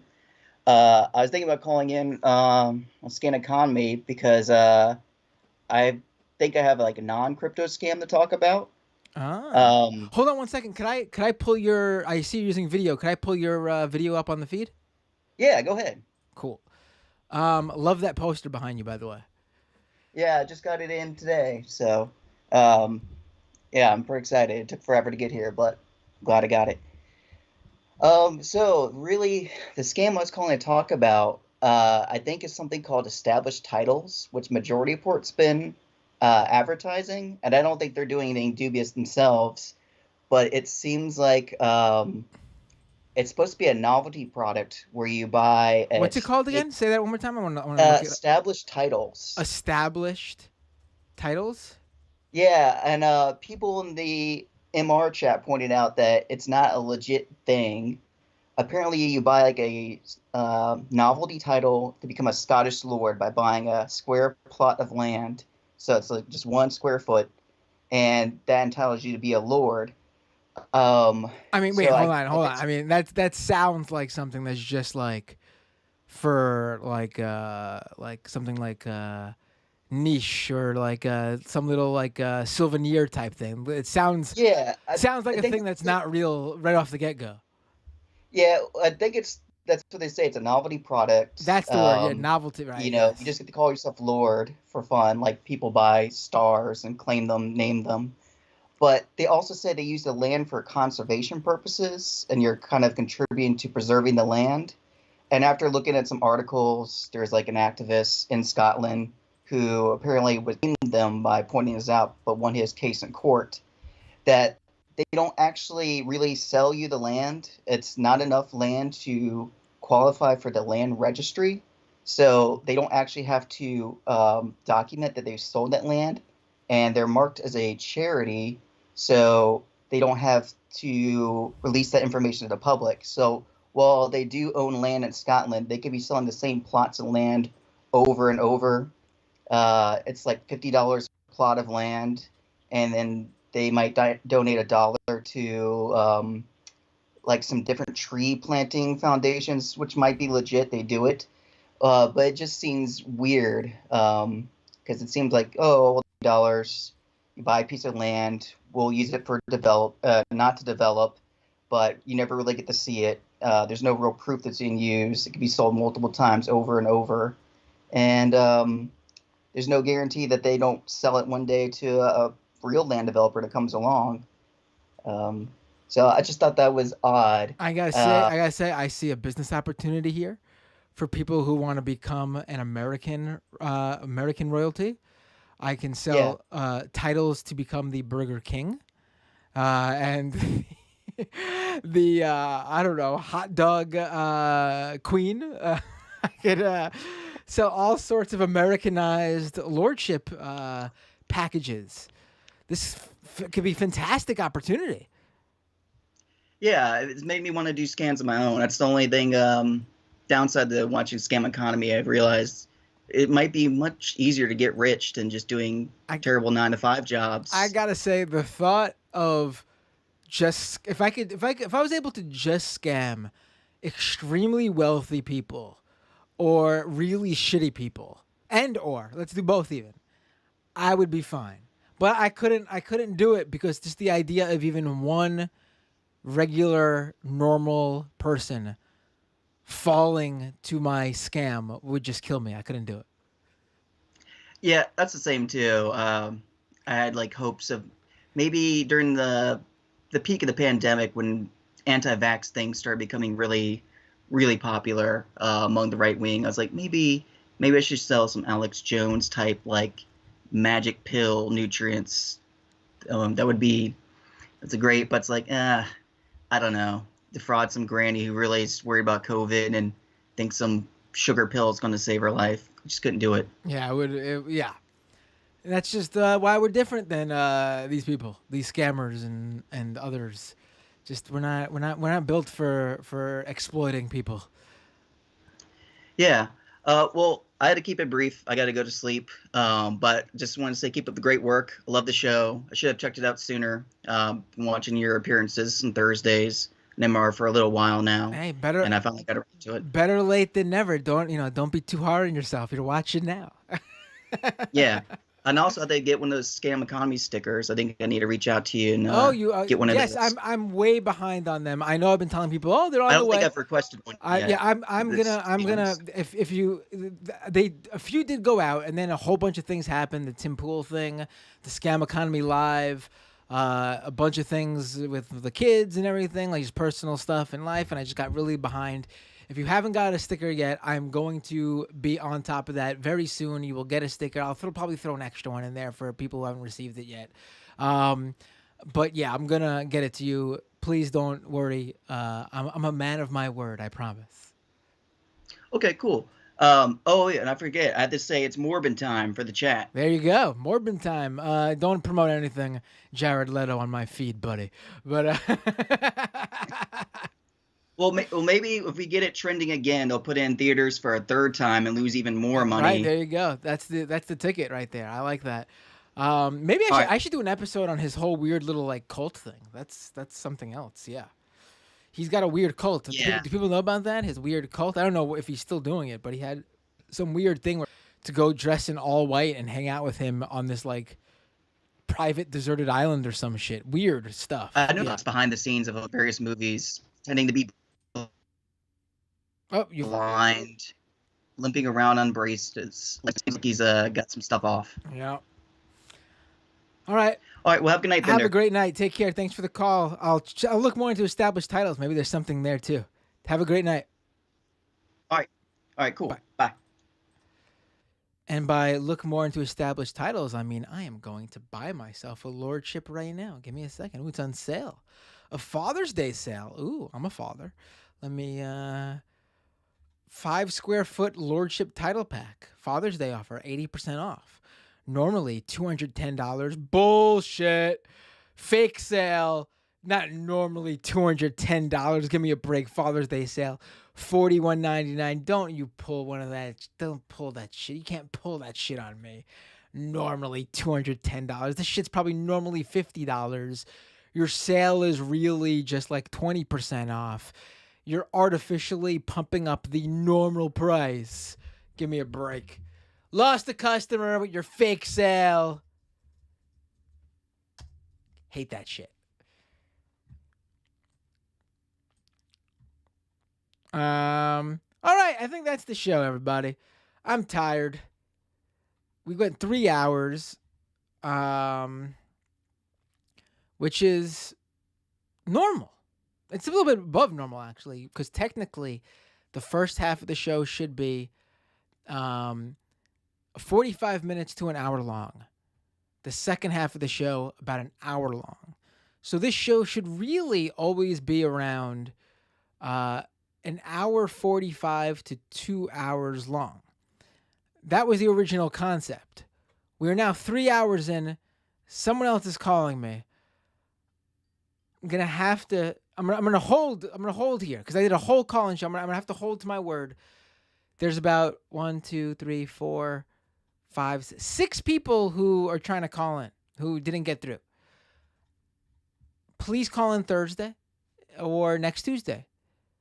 I will do more of these too if there's a demand for it. And I'm probably going to clip that first caller and actually upload that as a podcast because I thought that was really interesting. I'm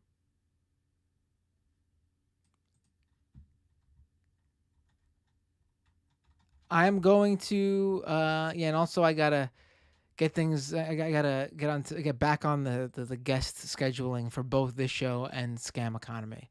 So I should use the extra time to send some emails to people I meant to reach out to. Just literally just one day off during the week could throw me off completely. Because I literally need every single hour of the day to do all the things I do. 2 shows. A full-time reporting job. I got 2 kids.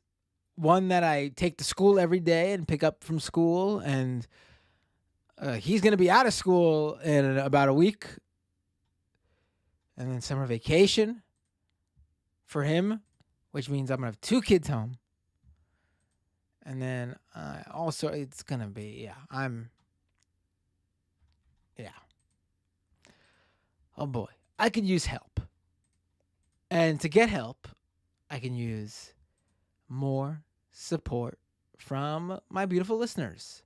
My beautiful and wonderful listeners. Super chats. Oh, super chats. I don't mean the super chats. Whoa. I promise you we're not losing that.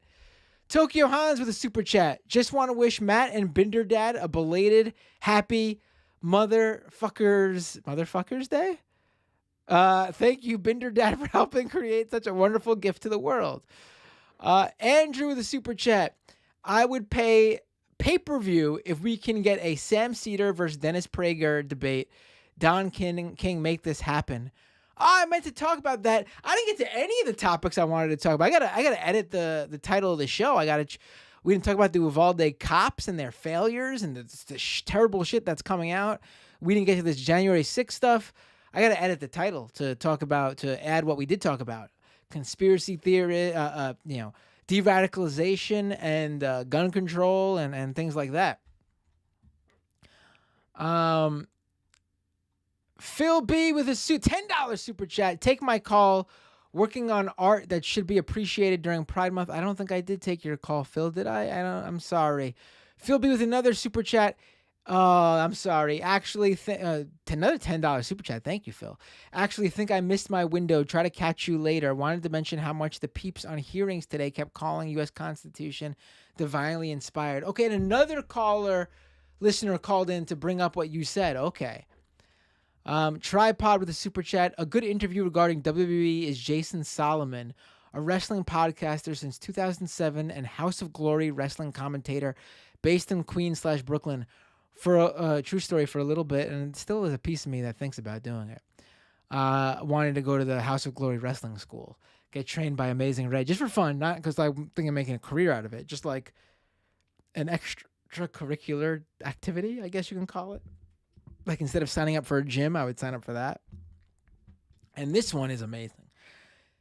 Jayap Van Mujdin, I'm sorry for messing that up. $50 super sticker, the pair with the fireworks. Thank you so much. $50. My God, thank you so much.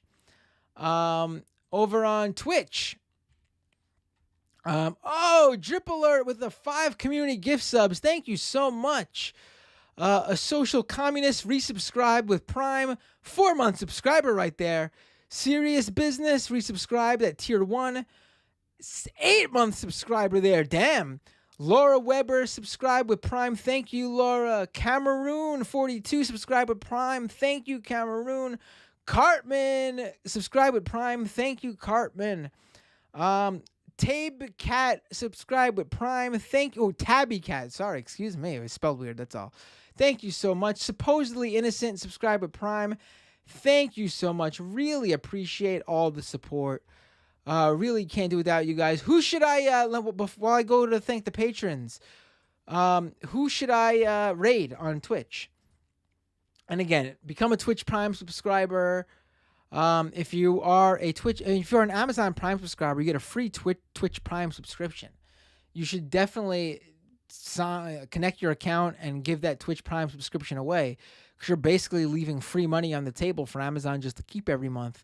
If you're not sending that subscription, that free paid for subscription that's already comped for your Amazon Prime account every month. If you're not using every month, you're leaving money on the table for Amazon. Also, you know the deal. Patreon.com/MattBinder. If you could become a patron, that's really the best way you could help build this show out. We're stuck in the 340s Patreon subscriber area. Every time that always happens, we get stuck at some arbitrary number. But yeah, it is what it is. If you become a patron subscriber, that'd be great help. But times are tough. I understand. These are the people who've become patrons over the past week. We got Michael U, Lassafras, Southpaw, Cat D, Mike D, Michael D, all of them not related, and Tabitha B. Thank you so much for your support and becoming patrons. Oh, we got another super chat coming in at the last moment here. Omega with a super chat. We need a Prager call. And can you raid my friend Blue Lizard Guts from last week? She had to end soon after. Happy belated Father's Day. Thank you, Omega. Let me see if there's anyone else because I want to change it up. Oh, Veritas 79 with the Prime subscription. Thank you so much, Veritas. Let's see. Who should we raid? Let me see what everyone said. Raid Shark 30.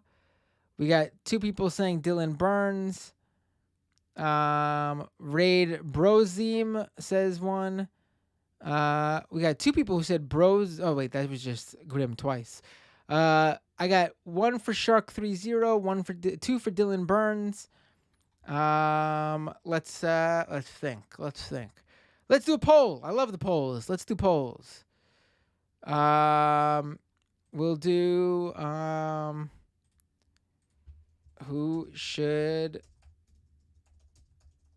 I raid? And we'll put in Shark. I've raided Amy EC3 a bunch of times. I will be happy to raid her again in the future. I just want to try to get more people in there. I want to raid for a few episodes. I want to raid people I have not previously raided before. These are who I see. I think I've done Luna Oi before, but I'll put them on the list too. All right, I got a list full here. Let's do 1 minute poll. Go to twitch.tv/MattBinder right now. And this is the rating options. And I'll raid whoever's got the most. Here we go. Oh, wait, hold on. Did I get everybody here who should be rated? All right, get ready to here we go. Get ready to take this poll. Let's see. Give you live results. Let's see. Oh wow, Luna Oi is running away with it right now. Oh, Dylan Burns with the comeback. We're tied with Dylan Burns and Luna Oi right now. Oh, Brozime just got one. Oh, Luna Oi pulling away. Time's running out. It's like we're at the races here. Oh, Dylan Burns, Luna Oi tied up. I think this is going to be between one of them. Where are we going with this? Oh, Luna Oi pulling away. Oh, what's going on? We're 1 vote apart from two streamers here. It's gonna be Luna Oi with a win by 1 vote. Let me go to their channel so I could prepare to raid them. Let's do it. I think I might have raided Luna Oi once, but a while ago. So I'll consider this a brand new. And then next time I'll do Shark 30 or Dylan Burns. Dylan Burns doesn't need the raid though. He's very, he's got a. But I'll raid him. All right, cool. Let's raid a Luna Oi. Let's do it right now.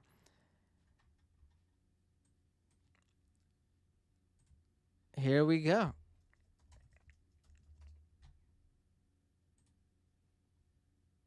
We're gonna start this raid.